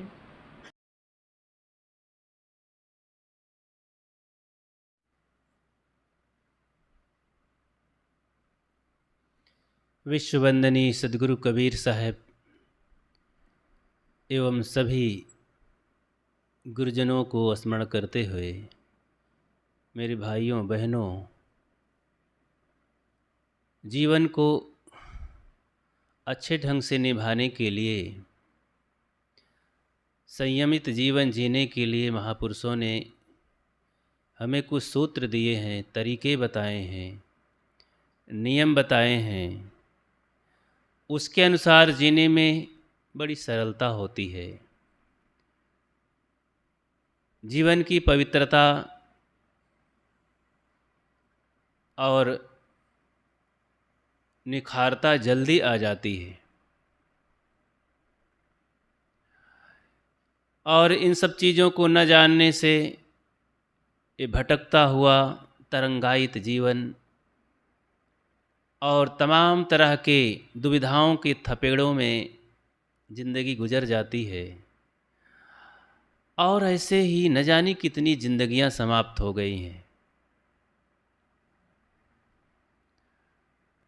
वास्तविकता हाथ नहीं लगी है और हम भटकते रहे। सही चीज़ को, अपने आप को न जानने का मतलब है भटकना। अपने आप का ख्याल ही नहीं तो इसे तो भटकना माना जाएगा। जो चाह रहा है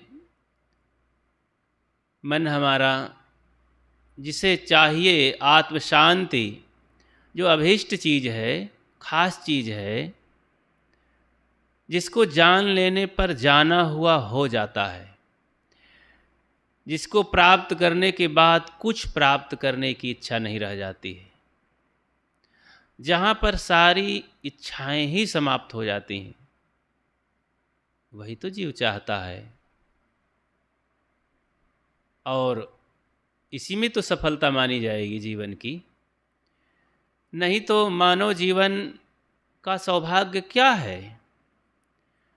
क्या रोटी कपड़ा मकान ही प्राप्त करके और इसे ही सौभाग्यशाली और बड़े भाग्य मानुष तन पावा सफल हो जाएगा।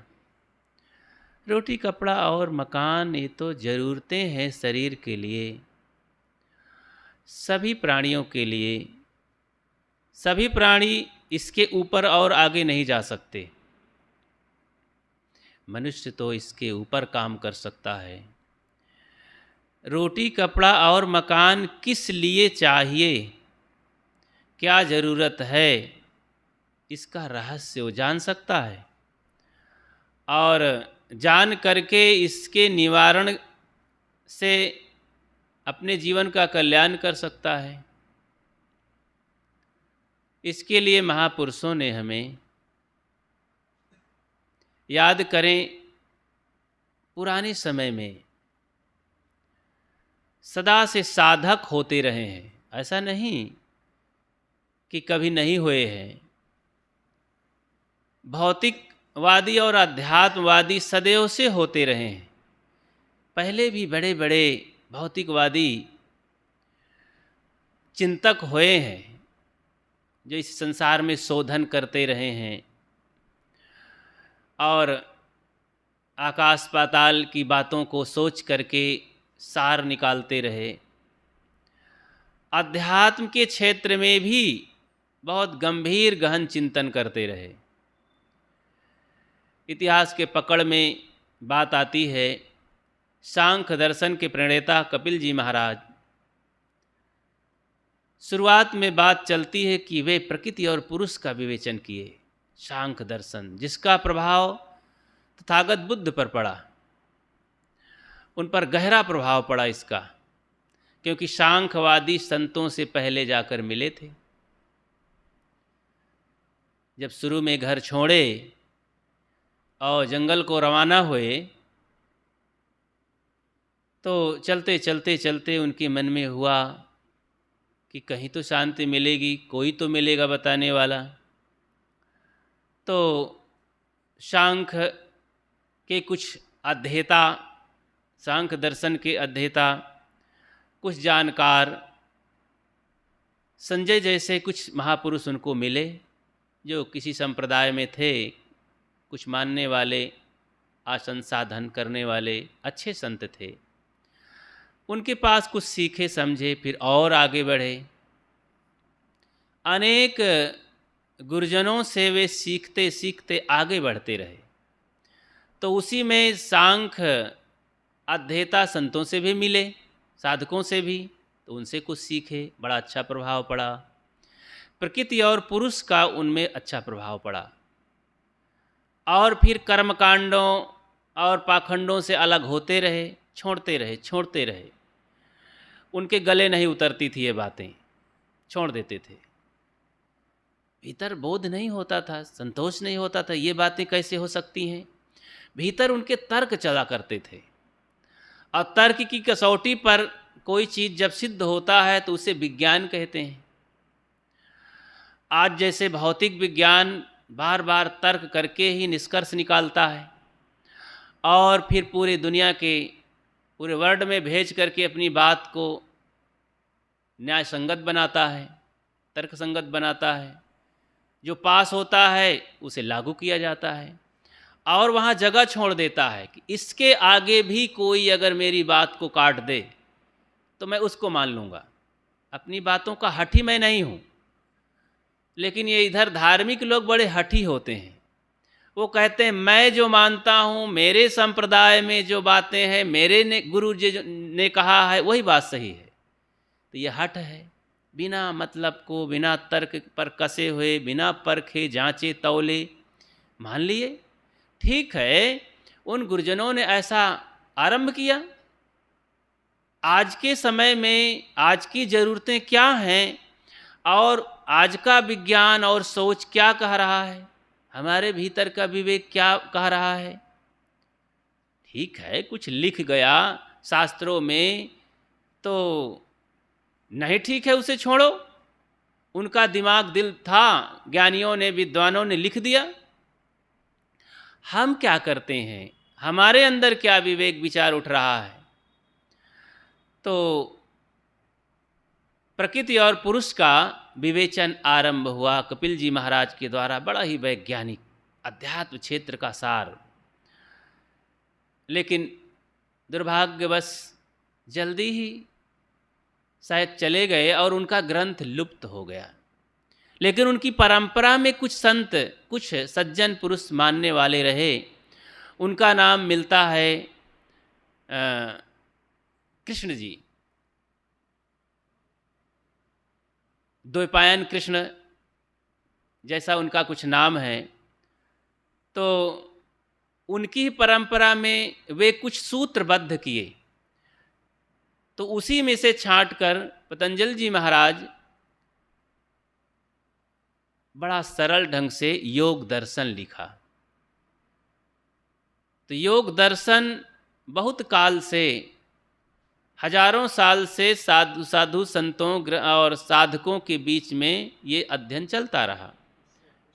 हाँ, ईश्वर कृष्ण नाम था जो दूसरी परंपरा में हुए, ईश्वर कृष्ण। फिर उसके बाद पतंजलि जी महाराज आते हैं और फिर खुला रूप में और व्यापक रूप में योग दर्शन की पढ़ाई चालू होती है। तो प्रकृति पुरुष का अध्ययन खूब। फिर इधर पतंजलि जी महाराज ने शरीर पर गहरा अध्ययन और बड़ी सरलता से सूत्रबद्ध किया और साधकों के बीच में पढ़ाना आरंभ किया। बहुत अच्छे ढंग से साधना चली लोगों की, साधकों की, लेकिन बीच में एक हरी झंडी खड़ा कर दिए वो अंधविश्वास का। ईश्वर को छोड़ नहीं सके, काट नहीं सके, और उन्होंने अच्छा अर्थ तो अच्छा किया, लेकिन सामान्य जनता के प्रभाव में अंधविश्वास फैल गया कि योग के नाम पर जो योग सिद्ध कर लेता है, जो पद्मासन सिद्ध कर लिया, योगासन सिद्ध कर लिया, वो आकाश में उड़ता है, वो दिल्ली बम्बई कलकत्ता की बात यहाँ से बैठे बैठे देख लेता है, वो आकाश में उड़ सकता है, पानी में बिना भीगे वो चल सकता है। तमाम तरह के जो ऐसा सिद्ध कर लिया, ऐसा सिद्ध कर लिया, ऐसा सिद्ध कर लिया, अणिमा महिमा गरिमा लघिमा, ये 9 सिद्धि निधि प्राप्त करके वो सब प्राप्त कर सकता है। इन बातों की हरी झंडी दिखा दी गई। तो यौगिक लोग, साधक लोग सब उसी में उलझ पुलझ गए। अच्छी बातें जो साधना की थी, मन इंद्रियों को जीतने की बात, ब्रह्मचर्य की बात, साधना की बात, सहजता, सरलता, जड़ चेतन का निर्णय, सब भूल गया दिल दिमाग से। तो सभी लोग आसन ध्यान साधना में सिद्ध होने लगे, तप करने लगे, उसी को शरीर सुखाने लगे, हठी हो गए और जंगलों में जाकर, पहाड़ों में, कंदराओं में घुस करके यही साधना करने लगे, श्वास साधना करने लगे, प्राणायाम करने लगे। तो इसी में उलझ पुलझ गए। आगे फिर यही रह गया और साधना ढीली हो गई। सद्गुरु कबीर ने इसे बड़ी तेजी से आरंभ किया। उन्होंने सहज समाधि के नाम से और अष्ट महासद्गुण के नाम से, 10 दोषों के त्याग के नाम से बड़ी सरलता से उन्होंने तन मन वचन के दोषों को त्याग करने से सिद्धि मिलती है, कल्याण होता है। गुरुजनों के द्वारा निर्धारित अष्ट महासद्गुणों को धारण करने से जीवन शुद्ध पवित्र होता है। तो इस तरह से बड़ी सरलता से गहन चिंतन उन्होंने दिया। जो साधक इसको लेकर के अध्ययन मनन साधना आरंभ किया, अपने स्वरूप स्थिति तक पहुँच करके और साधना की ऊंचाई पर पहुँच करके और शांत और मुक्त हो गए।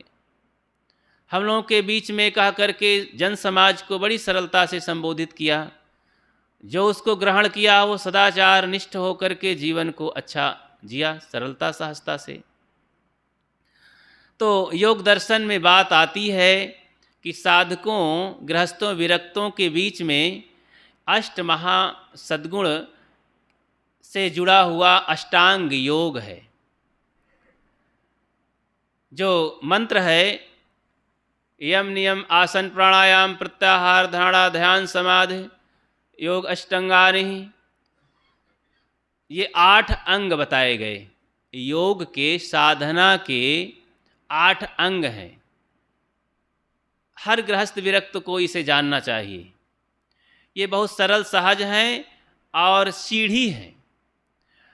और इसको जाने बिना, इसको आचरण किए बिना ये सब साधन भजन और भक्ति सब अधूरा हो जाता है।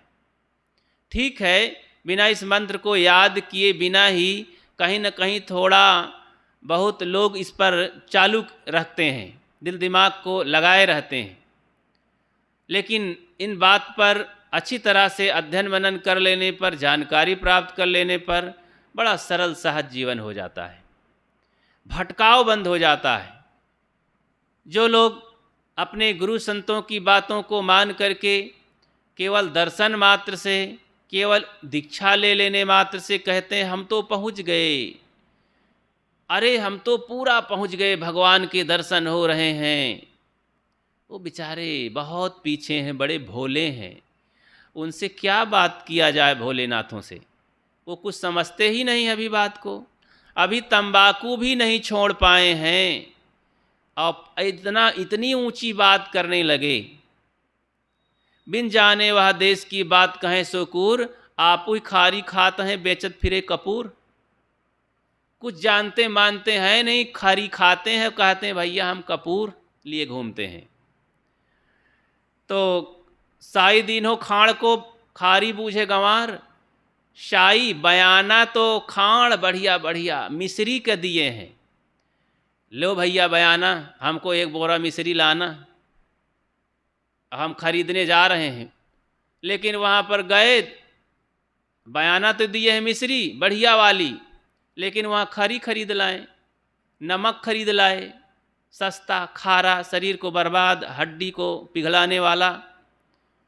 तो ऐसे ही कल्याण के लिए जीवन मिला है, मन है, साधन भजन का भेष और जिम्मेदारी लिए, दीक्षा उपदेश लिए गुरु से अपने कल्याण के लिए, शांति के लिए, लेकिन जा करके और भटक गए और फंस गए गुरु महाराज के जाल में। उनका पाखंड हावी हो गया हमारे दिल दिमाग में। तभी तो साहेब कहते हैं, पूरा साहेब से ये सब विधि पूरा होए, ओछे से नेह लगाए के मूल हुआवे खोए। कर बंदगी विवेक की भेष धरे सब कोय, सो बंदगी बहिजान दे जहाँ शब्द विवेक न होए। अरे मेरे भाइयों, भटको मत, पूरे साहेब की सेवा करो। जो संत गुरजन विवेकवान हैं, पारखी हैं, वैज्ञानिक चिंतन दिल दिमाग में रखते हैं, दूसरे के लिए भी यही बात बताते हैं, उनकी बात पर ध्यान दे करके आचरण करो तो जीवन पवित्र होगा, उन्नतिशील होगा, आगे बढ़ेगा, सुखमय होगा। लेकिन हम तो ऐसा किए नहीं, बस मान लिए, कुछ जाने नहीं। साहेब तो अनेक विधि से कहते हैं, जाना नहीं, बूझा नहीं, समुझ किया नहीं गौन, अंधे को अंधा मिला राह बतावे कौन। कौन राह बताएगा? अंधे को अंधा मिल गया, अंधे अंधा पे लिया, दो को ऊपर आए। अंधे को अंधा दोनों बता रहे हैं तो कुआं में गिरेंगे, भटकेंगे, कांटा में गिरेंगे, गंदगी में गिरेंगे। तो क्योंकि दोनों अंधे हैं ना, रास्ता कौन बताएगा? दोनों बंधे हैं, कौन बंधन छुड़ाएगा? अब राणे राण पैलगी करें बाढ़े के इसकर वंश।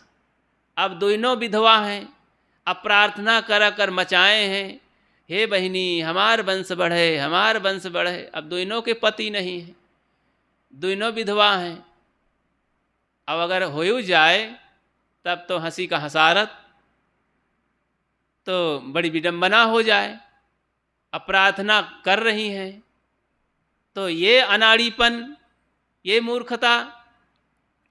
तो ऐसे ही दोनों बंधे हैं और बंधन छोड़ने का आलाप कर रहे हैं। दोनों भ्रमित हैं, दोनों अंधे हैं और कहते हैं हम बढ़िया रास्ता चल रहे हैं।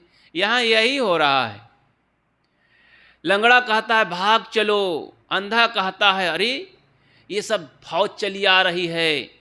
अब कंगाल कहता है अरे लुटवा लोगे क्या हमारा, कुछ है नहीं है, कंगाल हैं लेकिन कहते हैं लुटवा लोगे क्या यार। तो इस तरह से यहाँ सब अलाप रहे हैं। कुछ ज्ञान अकल है नहीं, विचार शक्ति है नहीं है, बुद्धि मर गई है, फिर भी अकड़े चले जा रहे हैं। काम क्रोध लोभ मोह सिर पर बैठे हैं, दहाड़ रहे हैं। सद्गुण सदाचार का नाम नहीं, दया क्षमाशील संतोष पवित्रता का नामो निशान नहीं। भटक रहे हैं लोग, फिर भी यहाँ पर अकड़बाजी। यही तो बड़ी विडम्बना है। किसको समझाओ? ऐसे लोगों को देखकर सद्गुरु कबीर कहते हैं, सब जग अंधा मैं के ही समझाऊं। मूर्ख से क्या बोलिए 600 काह बसाए, पाहन में क्या मारिए जो चोखा तीर नसाए। अरे पत्थरवत इन बुद्धि वालों पर अपना ज्ञान तीर का क्या चलाओ, तीर खराब हो जाएगा, बाण खराब हो जाएगा, इसलिए झंझट में मत पड़ो। लेकिन फिर दया लगती है कि नहीं कहेंगे बात तो अपना कर्तव्य भी नहीं हो पाएगा, ठीक नहीं होगा। और ये लोग कैसे जागेंगे? कोई तो होगा इस दुनिया में मेरे जैसे, संत गुरुजन जैसे, तमाम संत जैसे संत सज्जन लोग जग रहे हैं। अरे भाई, इन लोगों में भी कोई तो होगा। तथागत बुद्ध को ये दुविधाएं शुरू में आई थी। जब वो बुद्धत्व को प्राप्त हुए, अर्थात आत्मज्ञान को प्राप्त हुए, दुख का पता लगाए कि इस कारण से दुख होता है, इस कारण से निवारण हो जाता है। तो अरे भाई, बुरे कर्मों और विकारों के रहने से दुख होता है, और विकारों का त्याग करने से, वासनाओं का त्याग करने से दुख निवारण हो जाता है। इच्छाओं के रहते दुख आता है, इच्छाओं को, चाहनाओं को दफन कर देने से सुख आ जाता है। बस ये सरल सा तरीका है। वो मारा कहते इस पाली भाषा में कि मारा को त्याग कर दिया, बस सुख शांति से हम जीने लगे। अब बुद्धत्व की प्राप्ति हो गई, अर्थात आत्मा की प्राप्ति, स्वरूप स्थिति की प्राप्ति हो गई। शब्द अलग अलग हैं, बस निर्वाण की प्राप्ति हो गई, अर्थात हमारे सारे विकार समाप्त हो गए। निर्वाण माने बुझ जाना। बुझ जाने का मतलब क्या बुझ जाता है? क्या आत्मा समाप्त हो जाती है क्या? नहीं, हमारी वासना बुझ जाती है, समाप्त हो जाती है। जो वासना प्रदीप्त है, देखने की वासना, खाने की वासना, काम भोगों की वासना, तमाम जो विषयों की वासना है, सता रही है, हम पीड़ित हैं, विह्वल हैं, उसको किए बिना रहा नहीं जा रहा है। ये वासनाएं शांत हो गईं, मर गईं, समाप्त हो गईं, बस बुद्धत्व की प्राप्ति हो गई। इसी को कहते हैं आत्मा की प्राप्ति हो गई, स्वरूप स्थिति हो गई। चाह गई चिंता मिटी मनवा बेपरवाह, जिनको कुछ नहीं चाहिए सो शाहनपति शाह, शहनशाह हो गया। असली शहनशाह कौन है? जिसकी चाहनाएं मिट गईं, जिसकी इच्छाएं समाप्त हो गईं, और मन एकदम बेपरवाह हो गया, कोई तकलीफ नहीं, कोई चिंता फिक्र नहीं। तो योग दर्शन की बातें याद करें कि ये जो 8 योग हैं, साधकों के जीवन में आ जाएं तब तो क्या कहना, पवित्र जीवन हो जाए। यम नियम आसन प्राणायाम प्रत्याहार धारणा ध्यान समाधयो अष्टांगानि, 8 अंग हैं। पहला है यम। यम को जोड़ लें सरल भाषा में संयम। अब किसका संयम?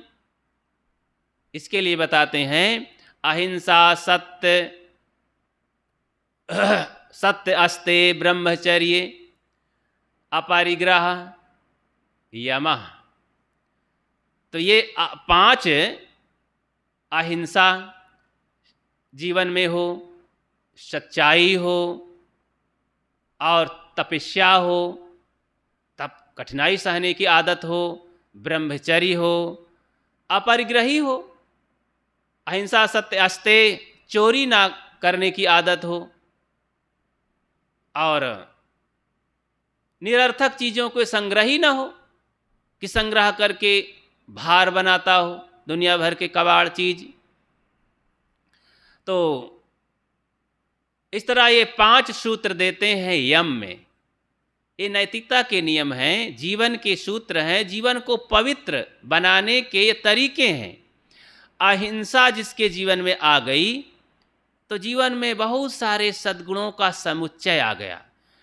तो सब वहाँ ललचाने लगे कि ये बहुत साफ जगह है, तो वहाँ दया, क्षमाशील, संतोष ये लुभा करके आ जाते हैं। जिसके जीवन में अहिंसा व्रत का धारण हुआ, अहिंसा महाव्रत बन जाता है।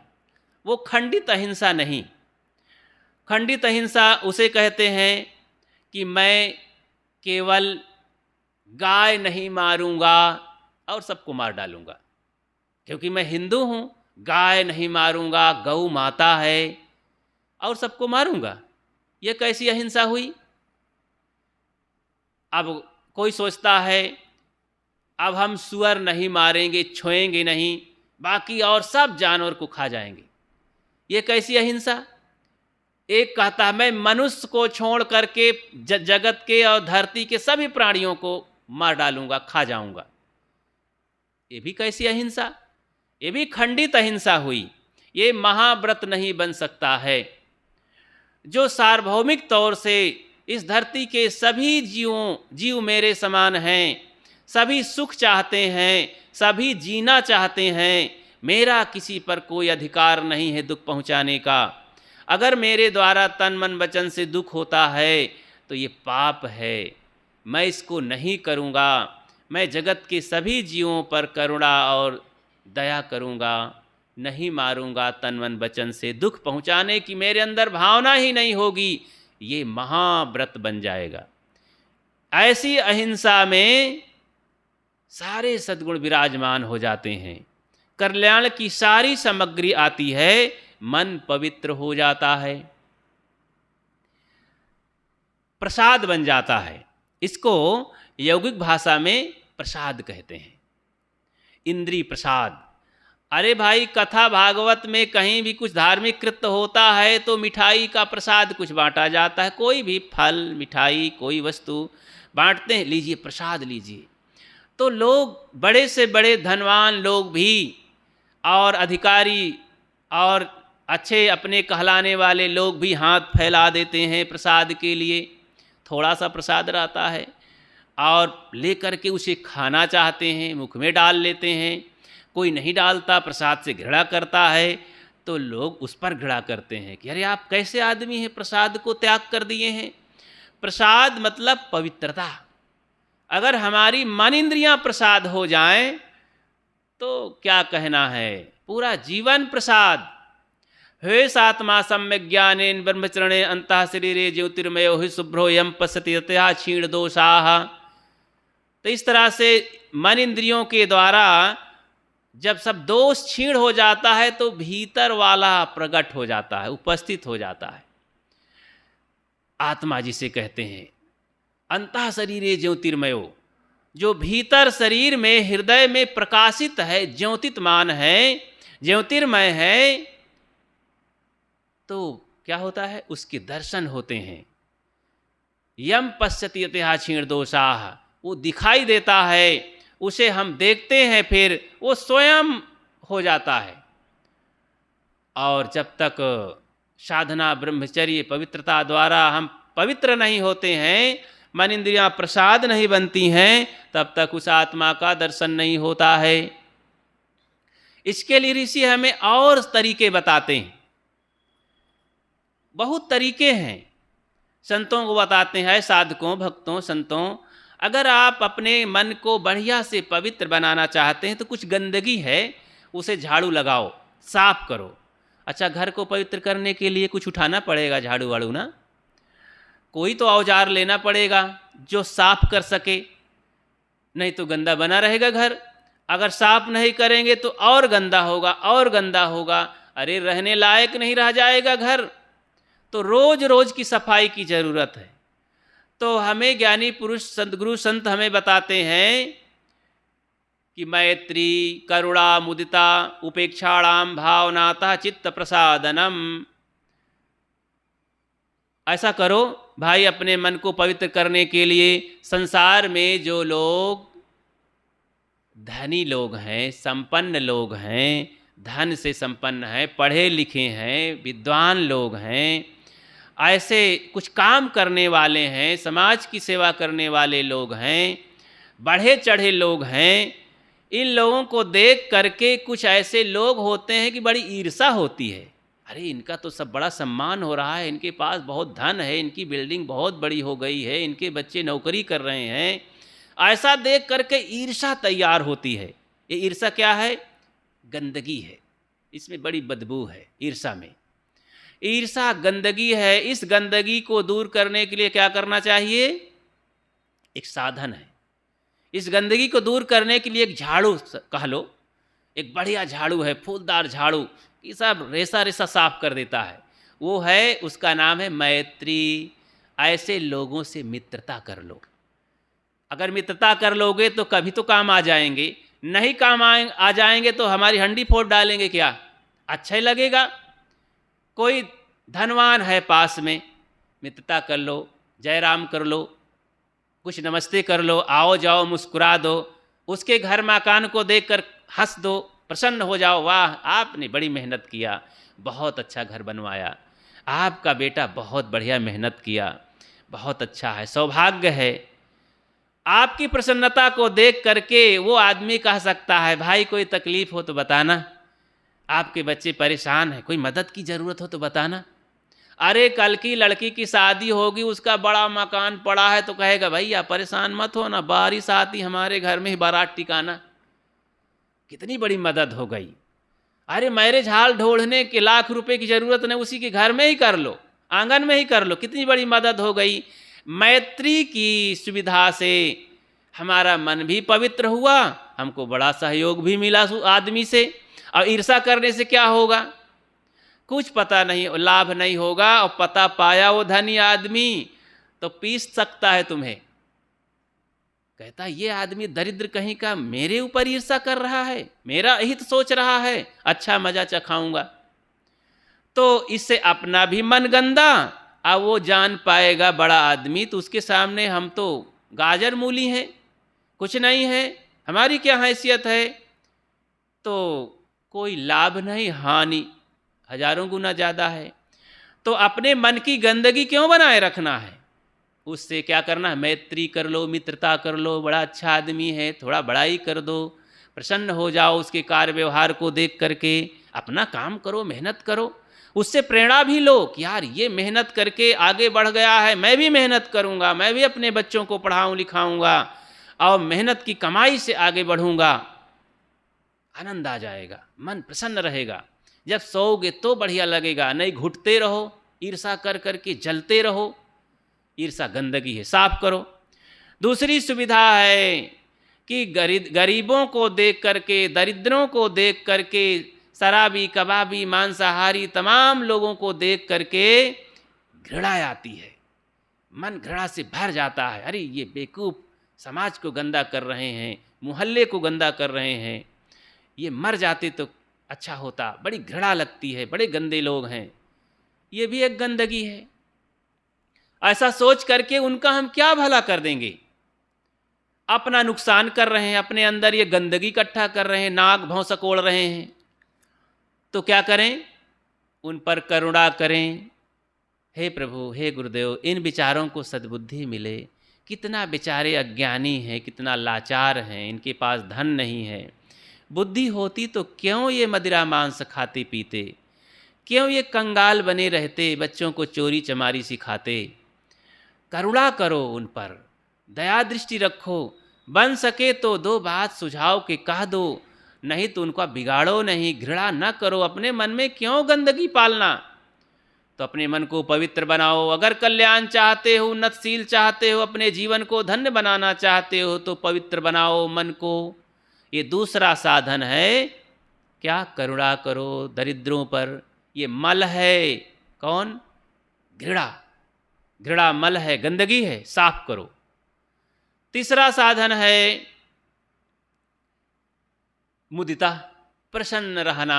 अब किससे प्रसन्न रहना है? संतों को देखकर, सज्जनों को देखकर, भक्तों को देखकर, ज्ञानियों को देखकर, पवित्र आत्माओं को देख करके एक गंदगी तैयार होती है हमारे मन में। क्या गंदगी? असूया दोष। असूया दोष का मतलब कुछ बुराई खोजना, कुछ उनमें कमियां खोजना, कमियों खोजने की आदत। अच्छा हाँ, ये महात्मा तो अच्छे हैं, लेकिन उनमें ये बुराई है। ये भगत जी तो अच्छे हैं, भगत हो गए, अच्छा है, लेकिन तुम बुढ़ापे में भगत हुए हो, इसलिए ठीक नहीं है। आप 56 चूहे खा करके 900 चूहे खा करके बिल्ली हजने चली, ये ठीक नहीं। ये बच्चा अगर भगत हो जाए तो ये असली भगत है। अब यही कह के उसे डामाडोल कर रहे हैं। अच्छा, बुढ़ापे में साधु बने हो, अगर बचपन में तो असली साधु होते, अब बुढ़ापे में तो यही दोष खोजने लगे। अच्छा, तुम घर में रहते थे तो ऐसा करते थे, तुम्हारे में ये कमियां हैं, यही खोजने लगे। तो अच्छा, तुम्हारा ज्ञान तो बढ़िया है तुम्हारा, लेकिन तुम्हारे अंदर ये कमी है, तो अब ये असूया दोष है। अच्छे से अच्छे गुरु संतों में भी, ब्रह्मचारी संतों में भी, सदाचारियों में भी, सज्जनों में भी लोग बुराई खोजते हैं। तो इससे क्या होता है? अपना मन गंदगी से भरा रहता है, राग द्वेष और क्या होता है, दोष खोजने की आदत होती है। ये जैसे चींटियाँ होती हैं ना, ये मूर्ख कैसी भी बढ़िया संगमरमर का घर बना हो, टाइल्स लगा हो, एकदम फ्रेश चमकता हुआ चमचमाता हुआ घर हो, लेकिन ये चींटी पहुँचेगी तो बिलई खोजेगी, इसकी आदत है, छिद्र खोजेगी जगह जगह। तो कुछ इंसान होते हैं ऐसे, कितना बढ़िया साफ पाक जीवन हो सज्जनों का, संत गुरुजनों का, लेकिन उसमें छिद्र ढूंढने के चक्कर में लगेंगे। आएंगे प्रवचन सुनने, घंटा भर प्रवचन सुनेंगे, महाराज बहुत अच्छा बोले, लेकिन ये बात गलत बोल दिए, ऐसा नहीं कहना चाहिए इनको। लो, सैकड़ों बात अच्छी अच्छी बताए, अच्छे सूत्र बताए, लेकिन वो एक ठो गंदगी पकड़े बैठे हैं, ना लेते उसको। सैकड़ों बात अच्छी ले लेते तो कल्याण होता। उस बात से क्या कल्याण है? उससे तो गंदगी है, अपना मन गंदा होता है, श्रद्धा में कुठाराघात होता है, अपना पवित्र मन छीण होता है, प्रेम घट जाता है संतों के लिए। ऐसा अगर घट गया, श्रद्धा घट गई, प्रेम घट गया, अभाव घट गया संतों के लिए धर्म कर्म से, तो क्या लाभ हुआ? हम तो नरक चले गए। इसलिए तीसरा सूत्र अपनाएं, संत गुरुजनों के प्रति श्रद्धा रखें, उनकी गलतियों को, उनकी कमियों को न देखें, उनमें बुराई न खोजें, बल्कि अच्छाई को देखें। आहा, क्या कहना है, कितना सौभाग्य का जीवन है, और प्रभु के भजन में लगे हुए हैं, साधनामय जीवन जी रहे हैं, इनका हृदय कितना साफ है, समाज के लिए, देश के लिए काम कर रहे हैं। ऐसा हमारा भी सौभाग्य उदय होता, हम भी ये त्याग तपस्या करते, सद्गुण सदाचार पूर्वक जीवन जीते, क्या बढ़िया कमाल होता, अच्छा होता, सौभाग्य होता। इस तरह कहा करके बस प्रसन्न हो जाओ। अब चौथी बात आती है, अपने मन की गंदगी दूर करने के लिए एक गंदगी होती है, क्या? विरोध। और उनके अंदर एक बहुत बड़ा विरोध और घृणा भाव और नष्ट करने की भावना, एक गंदगी है। तो कैसे लोगों को देख करके ऐसी भावना आती है?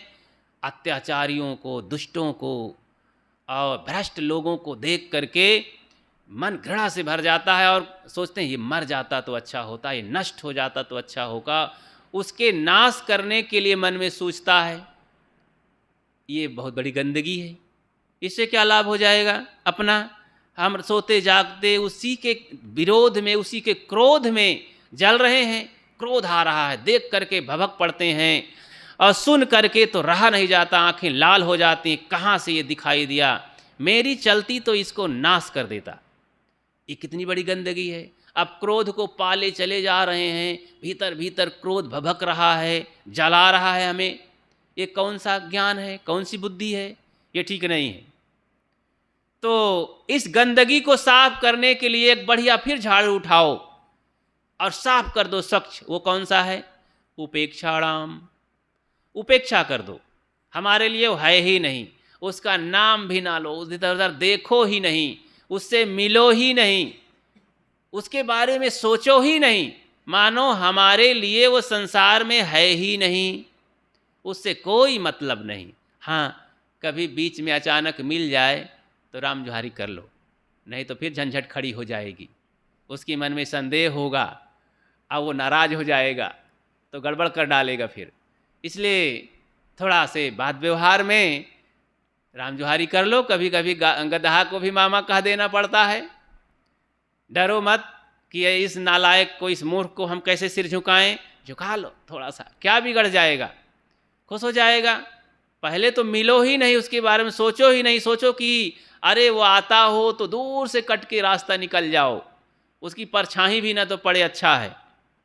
अब मिल जाए अचानक तो फिर बोल दीजिए, कर लीजिए 2 शब्द बातें, तो अच्छा हो जाएगा, आपके लिए वो बढ़िया घड़ी होगी। तो इस तरह से उपेक्षा करो, उसके बारे में सोच, सुने में भी उसकी निंदा कभी न करो, उसकी बड़ाई भी न करो, कुछ नहीं, हमारे लिए एकदम सुनसान। ये मंत्र है, इससे आपका मन पवित्र रहेगा, साफ रहेगा, क्रोध नहीं आएगा, मन सरल होगा, क्षमा भाव रहेगा। तो ये 4 सूत्र याद रखें। कौन कौन? धनियों को देख करके मित्रता कर लो, दरिद्रों और गंदे लोगों को देखकर करुणा करो कि बेचारे ये भी बुद्धिमान हो जाते, पवित्र हो जाते तो अच्छा होता। और संत गुरुजनों को देख करके श्रद्धा से भर जाओ, उनमें बुराई ना खोजो, उनको देखकर प्रसन्न हो जाओ। वाह क्या बढ़िया कमाल है, दर्शन हुए आज, बड़ा सौभाग्य है, आज का दिन पवित्र हो गया, इनके दर्शन हुए, बढ़िया प्रकाशित चेहरा देखे हम, पवित्र आत्मा का दर्शन हुआ, सौभाग्य का दिन रहा। प्रसन्न हो जाओ, दुष्टों को देखकर उपेक्षा कर दो, उनसे कोई मतलब ना रखो। तो इस तरह से अपने मन में ऐसा बसा लो, साफ करते रहो, रोज रोज साफ करते रहो, तो मन पवित्र हो जाएगा। तो अहिंसा, सत्य, अस्ते, ब्रह्मचर्य, अपरिग्रह, ये क्या है? यम है। एक ये जीवन को पवित्र बनाने का, कल्याण करने का साधन है। 8 अंगों में से एक अंग हमने धारण कर लिया। अब दूसरा अंग आता है, दूसरा पाठ आता है, साधन सीढ़ी, नियम। क्या नियम करना है? नियम है शौच, सत्य, तप और स्वाध्याय करना, ग्रंथों का अध्ययन करना। और इसके बाद ईश्वर प्राणिधान नियमः, ईश्वर का प्राणिधान करो। ईश्वर का प्राणिधान मतलब अपने स्वरूप का चिंतन करो, स्वरूप स्थिति प्राप्त करने के लिए साधन भजन करो। तो शौच, इसमें भी 5 बातें आती हैं।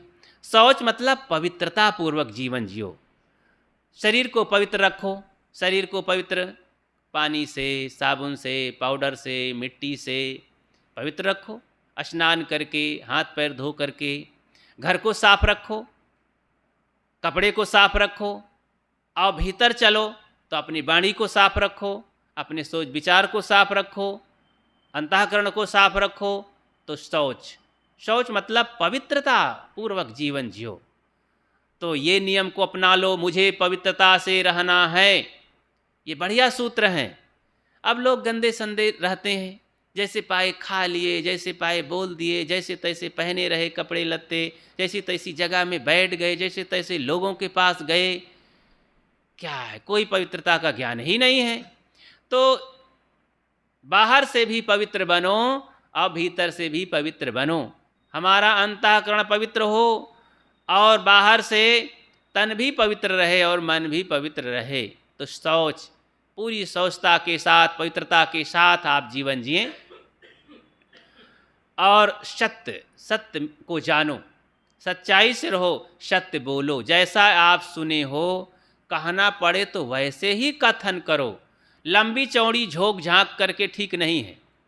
सुने एक बात को, अब 9 हाथ का, 1 हाथ का करी 9 हाथ बिया, कहाँ कहते, कहाँ कहत। अब कहते कहते इतनी लंबी बात कर डाले, थोड़ी सी बात सुने लेकिन कहते चले गए। जो आदमी मिलते हैं अब 2 हाथ बढ़ा करके ही कहते हैं। ये क्या है? मिथ्या भाषण, ये गलत बात है, झूठ बात है। कहो नहीं, झंझट में मत पड़ो, कहना पड़े तो जैसा सुने हो वैसे ही सत्य बोलो। और अपनी आत्मा जो सत्य है उसके बारे में जानो, अपनी चैतन्यता को जानो, स्वरूप स्थिति प्राप्त करो। सत्य बोलो, सत्य करो और सत्य सोचो, तो भी अंतःकरण में सच्चाई हो गई। तो शौच, सत्य और तप करो। अब तप क्या करना है? जरा सी कठिनाई सहन नहीं है, धूप सहन नहीं है, भूख प्यास सहन नहीं है, किसी ने कुछ कह दिया तो असहनशीलता है, क्षमा नाम की चीज़ नहीं, सहन नाम की चीज़ नहीं, धैर्य नाम की चीज़ नहीं। और थोड़ा से बुखार जुखाम हो गया, हाय हाय करने लगे, अब उसी में मार कलथने लगे, कहने लगे कि ये मेरे बच्चे नालायक हैं, मेरी दवा नहीं करा रहे हैं, मार झंझट कर रहे हैं, ये पत्नी क्या है, ये तो सांपिन है, हमारा कुछ ख्याल नहीं करती है। अब पत्नी को, लड़के को, बच्चे को, भाई को, पिता को, सबको कोसने लगे। अब बुखार जुखाम क्या आ गया, अपने को नहीं कोसते हैं कि मैं ही अभागी हूँ, ये शरीर को पा करके दुख भोग रहा हूँ। अपना दोष नहीं दे रहे हैं कि मेरे कर्मों का फल है, मैं पूर्व जन्म में मुक्ति का काम नहीं किया, नहीं आज ये दुखदायी नरक की शरीर क्यों पाता, मेरे में ही कमी है, इसका दुख तो मुझे भोगना ही चाहिए। मैंने क्या कर लिया है, कोई ध्यान चिंतन तब तो किया नहीं, तो आज तो दुख भोगना ही पड़ेगा। मैंने कोई साधना भजन नहीं किया तो अज्ञान ग्रसित हो करके और विकारों का और तमाम तरह से कष्टों का भागीदार तो होना ही चाहिए मुझे। बल्कि प्रार्थना करना चाहिए, प्रभु तुमने जितना दुख मुझे देना चाहिए उतना आप नहीं दिए हैं, कितना मैं सौभाग्यशाली हूँ, आपको बहुत बहुत धन्यवाद। इस संसार में तो मुझे रहना ही नहीं चाहिए, रहने लायक ही नहीं मैं हूँ, इतना पापी हूँ, इतना कुकर्मी हूँ कि मैंने आज तक भजन ही नहीं किया, गंदा खान पान चाल चलन से रहता रहा। कितने अच्छे अच्छे लोग हैं यहाँ, कितने सज्जन लोग, कितने धर्मात्मा लोग, कितने संत गुरजन हैं, मैंने उनको देख करके भी नहीं सीखा इस संसार में मुझे नहीं रहना चाहिए। फिर भी आपने मुझे कोई दुख नहीं दिया, फिर भी मुझे हाथ पैर चिंता और विचार दया क्षमा ये सारे सद्गुण दे दिए। मैं कितना सौभाग्यशाली हूँ।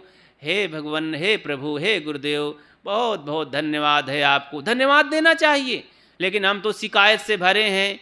हे प्रभु, मैंने पूजा पाठ किया है, हनुमान जी लड्डू चढ़ाया, फिर भी मुझे फेल कर दिया, मेरे दुश्मन को मारा नहीं। अब गाली देते हैं, फिर मुझे ही आप दुख देते हैं, लगता है मेरे कर्म में, मेरे किस्मत में दुख है, दुख बदा है। महाराज जी, अरे मैं इतना धर्म कर्म करता हूँ, सब दिन से पूजा करता हूँ, एक जीव को भी मारता नहीं हूँ, बचपन से शाकाहारी हूँ, दान पुण्य बहुत करता हूँ, गरीबों पर दया करता हूँ, फिर भी महाराज जी मुझे कमी है, कुछ आशीर्वाद दीजिए ना महाराज जी। महाराज जी भी लगे पगे रहे, सोचे कि अच्छा मिला जजमान, कहें ठीक है तो ऐसा करो, कुछ पूजा पाठ करो, कुछ दीक्षा उपदेश ले लो, सब दुख दूर हो जाएगा। संयोग से शायद कुछ मन में प्रभाव पड़ा, मनोवैज्ञानिक प्रभाव, और महात्मा जी के पास से चला गया घर अपने, और कुछ बुखार जुखाम ठीक हो गया, बीमारी ठीक हो गई, लड़के बच्चे में कुछ ठीक ठाक लगा। कहते हैं देखो महाराज जी का आशीर्वाद लग गया, ये भ्रम पाल लिया, फिर अज्ञान में ग्रसित हो गया। इस तरह से बिना सही ज्ञान के लोग भटकते रह जाते हैं और जीवन पवित्र हुए बिना कुछ लता पता नहीं रहता है। तो तप तो रखना चाहिए, कठिनाई को सहने की आदत। बीमारी आ जाए तो सोचो ठीक है, हम उचित दवा करेंगे, जड़ी बूटी करेंगे और संयम करेंगे, कठिनाई सहेंगे, डॉक्टरों के पास जाएंगे, संयम सदाचार की बात करने वाले की बात सुनेंगे, सहन करेंगे। रोग होगा तो चला ही जाएगा, और फिर भोग होगा तो सह लेंगे, हम भोग के ख़त्म करेंगे। ये कोई सोना चांदी लोहा की शरीर थोड़े है, इसमें नहीं आएगा रोग, आएगा ही। भूल चूक हो ही जाती है, खान पान में, चाल चलन में, हवा पानी लग जाता है शरीर में, तो काहे को हाय तोबा करें, तप करें। कठिनाई में जो कभी भागता नहीं है, सह लेता है, शिकायत नहीं करता, वो तपस्वी है। वो तपस्या नहीं कांटों में सोने वाला, भूख प्यास सहने वाला, तमाम कि अब भोजन छोड़ दिया, नंगा हो गया, कपड़े नहीं पहनता, घर ही छोड़ दिया, ये कोई तपस्या थोड़े है, ये तो हठ है। विवेक पूर्वक हमारे सत्य के पालन में जो कठिनाई आएगी उसे हम सहेंगे। हमारे स्वाभाविक ईमानदारी की कमाई में अगर जो अटता है, नमक रोटी उसको खा करके रहना, प्रेम से हंसते हो, ये तपस्या है। जो फटा पुराना हमारी कमाई में हुआ उसे पहन करके अगर हम रहते हैं, प्रसन्न रहते हैं, साधन करते हैं, तो ये तपस्या हुई। हमारे अतिथि मेहमान संत गुरुजनों के आने में जो कठिनाई हमको झेलना पड़ रहा है उसे सह लेना एक तपस्या हुई। अपने भक्ति भजन के मार्ग में जो कठिनाई आ रही है, लोगों की सुनना पड़ता है, निंदा बुराई, वो सह लेना तपस्या है। ये तपः, इस तप को सहने में ये हो गया नियम। इस नियम का पालन करो, स्वाध्याय करो, ग्रंथों का अध्ययन करो, आत्मा का अध्ययन करो, मन इंद्रियों का अध्ययन करो, अपने जीवन का अध्ययन करो, ग्रंथ को खूब ध्यान लगाकर पढ़ो, प्रवचन सुनो, ये स्वाध्याय हुआ। ये करना, ये नियम पालन करना बहुत ज़रूरी है। नियम बना लो, रोज़ ऐसा करेंगे, एक पृष्ठ एक पैराग्राफ जरूर पढ़ेंगे, थोड़ा सा संत गुरुजनों के प्रवचन रोज़ सुनेंगे, उनके दर्शन करेंगे, ऐसा नियम बना लो। रोज़ ध्यान में बैठेंगे, स्वाध्याय करो। और फिर क्या करना है, स्वाध्याय और अपरिग्रही बने, तमाम कूड़ा कबाड़ इकट्ठा न करें। हम अपने जीवन निर्वाह के लिए अपने लिए कुछ ना सोचें, सहज रूप से जो मिल जाता है उसे रखें, अपने जीवन निर्वाह संबंधी चीज़ें। समाज अगर है अपने पास, कई लोगों का परिवार है, समाज है, तो मालिक है घर का, कोई जो स्वामी है घर का, तो वो बटोरता है तो ठीक है, अपने परिवार के लिए वो बटोरता है, अपने व्यक्तिगत जीवन के लिए नहीं कि जोड़ जोड़ के अपने बिस्तर के नीचे दबाता जाता हो। अरे बच्चों के लिए है, इतना लंबा परिवार है 10 20 50 लोगों का, तो उनके लिए तो कोई बैंक बैलेंस होने चाहिए, थोड़ा सा उनके लिए तो कुछ रोग व्याधि के लिए पैसा घर में रखना ही चाहिए। एडवांस अगर कपड़े 2-4 जोड़ी हो गए तो क्या हर्ज हुआ। इसको कबाड़ नहीं कहते हैं, इसको आवश्यकता की पूर्ति कहते हैं, तो होना ही चाहिए। लेकिन अब खर्च नहीं कर रहा है, छिपा छिपा के धर रहा है, और इतना कंजूसपन है कि बच्चे मांग रहे हैं, फटा पुराना पहन रहे हैं और दाने दाने को परेशान हैं, तो भाई ये गड़बड़ी की बात है। इसका मतलब है कि मालिक जोड़ जोड़ के धर रहा है, कंजूसई कर रहा है, बच्चों को तकलीफ़ दे रहा है, और बड़ा आदती है वो, संग्रह करने का आदती है। इसलिए ये नियम अपनाएं कि तो संग्रही ना हो, त्यागी बने। तो इस तरह से ये 5 नियम के अंगों को धारण करके मन को पवित्र बनाएं। तब नंबर आता है, कौन सा नंबर, तीसरा, आसन। तब फिर समाधि लगाओगे, अच्छी तरह फलती मार कर बैठोगे, और फिर प्राणायाम करोगे, थोड़ा क्रिया योग कर लोगे तो शरीर भी स्वस्थ हो जाएगा। प्राणायाम ये क्रिया योग है, बस शरीर को ठीक ठाक करने के लिए आसन और प्राणायाम, ये बहुत बड़ी बात नहीं है। फिर आगे बड़ी बात आती है प्राणायाम प्रत्याहार। ये भी एक शरीर की संतुलित करने के लिए मन इंद्रियों से आप क्या आहार कर रहे हैं, क्या ग्रहण कर रहे हैं, उस पर विचार करो। नाक से, आँख से, चाम से और जिह्वा से क्या ग्रहण कर रहे हैं, 5 ज्ञान इंद्रियों से, सही है कि गलत है। आँखों से जो देख रहे हैं सही है कि गलत है, कान से जो सुन रहे हैं सही है कि गलत है। सही चीज़, पवित्र चीज़ आहरण करें, ग्रहण करें, तो पवित्र चीज़ हो जाएगी, आपका मन पवित्र हो जाएगा। और फिर आगे आती है धारणा। आपकी धारणा सही होना चाहिए। अब धारणा बना लिए कि ऊपर भगवान है, ऊपर वाला जाने, वही सब कुछ करेगा, ये धारणा गलत है ना। आकाश में फूल रहे हैं, वही धारणा गलत है ना। कबीर साहब आकाश से पैदा हुए कमल फूल पर, यह धारणा आपकी गलत है। अरे अंडा में विटामिन है, बहुत प्रोटीन है, यह धारणा ही गलत है, बहुत गंदी धारणा है ये, कुछ नहीं है। हमारी धारणा होनी चाहिए, हम मन को पवित्र करके सहज जो रूखा सूखा पवित्र अपनी कमाई से मिलेगा, वो अच्छी धारणा, वो सब विटामिन प्रोटीन है। सच्चाई के मार्ग में चलने से जो कुछ जीवन गुजर होगा, बढ़िया से सादगी से मन पवित्र रहेगा, ये अच्छी धारणा है।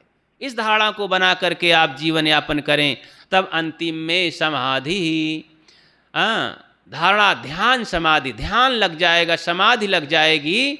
तो इस तरह से इन 5 अष्टांग योगों को, 8 अंगों को धारण करके साधक, भक्त, सज्जन, मनुष्य जो जीता है उसका जीवन बहुत सत्यम शिवम सुंदरम हो जाता है। कहीं भटकने की जरूरत नहीं होती है कि कोई देवी देवता भूत प्रेत मरी मसान गंगा गढ़ही तीर्थ मूर्त और क्या क्या होता है साधन, कहीं भटकने की जरूरत नहीं है। आप जहाँ हैं वहीं पर साधना करके मन को पवित्र करके स्वरूप स्थिति भगवत प्राप्ति कर सकते हैं और अपने परिवार घर गृहस्थी जहाँ भी हों विचार पूर्वक जी करके आनंद से रह सकते हैं। तो इस योग दर्शन के महासूत्र अष्टांग योग को जीवन में धारण करना चाहिए हर मनुष्य को। कितनी सुंदर बात है, कितनी महान बात है, कितनी गहरी बात है। जीवन को सुधारने के लिए, जीवन को महान बनाने के लिए, दुखों से तरने के लिए और मुक्ति प्राप्ति के लिए ये साधन है। कितना सरल, कितना गंभीर, कितना सहज है, इसको धारण करें। आप सबको धन्यवाद देते हुए अपनी बात को विराम देता हूँ। इस ध्यान शिविर चौथे दिन में, ये पहली सभा में आप सब लोग बड़ी उत्साह से ध्यान साधना किए और इस विचार युक्त ज्ञान विचार सुने और अपने जीवन में धारण करके जीवन को धन्य बनाएं। अब उस मंत्र का उच्चारण करें। 1 मिनट पुनः लौटें। अहम शुद्ध चैतन्य ज्ञान स्वरूपम अजराहम अमराहम अखंडम अनूपम अजराहम अमराहम अखंडम अनूपम अहम शुद्ध चैतन्य ज्ञान स्वरूपम अहम शुद्ध चैतन्य ज्ञान स्वरूपम अजराहम अमराहम अखंडम अनूपम अजराहम अमराहम अखंडम अनूपम अहम शुद्ध चैतन्य ज्ञान स्वरूपम अहम शुद्ध चैतन्य ज्ञान स्वरूपम अजराहम अमराहम अखंडम अनूपम अजराहम अमराहम अखंडम अनूपम। इस सत्र समय पूरा हुआ। धीरे से सब लोग उठेंगे। थोड़ी देर में घंटी बजेगी, जलपान करेंगे, फिर अवनिया करेंगे, भंडारी लोग भोजन बनाएंगे और समय से पुनः 10 बजे 5 मिनट पहले सब लोग आने की कोशिश करेंगे, नियमों का पालन करते हुए, मौन व्रत ध्यान करते हुए। जहाँ जो रहें, बिस्तर पर भी जाएं, वहाँ बातचीत न करें, वहाँ भी ध्यान करें। लेटे लेटे, बैठे बैठे, चलते चलते सब समय ध्यान साधना करेंगे। ये सघन ध्यान, ये साप्ताहिक ध्यान है। इतना जोर से काम करो कि यहाँ से एक स्मरण लेकर के जाओ, ख्याल अपने जीवन में एक पहली बार ऐसी घटना घटी, ऐसा एहसास करते हुए जाओ कि बहुत अच्छी उपलब्धि हुई, मन में बड़ी कमाई हुई और दूसरों तक हम ये बात पहुँचाएंगे और अपने जीवन में सजोएंगे। साहेब बंदगी साहेब।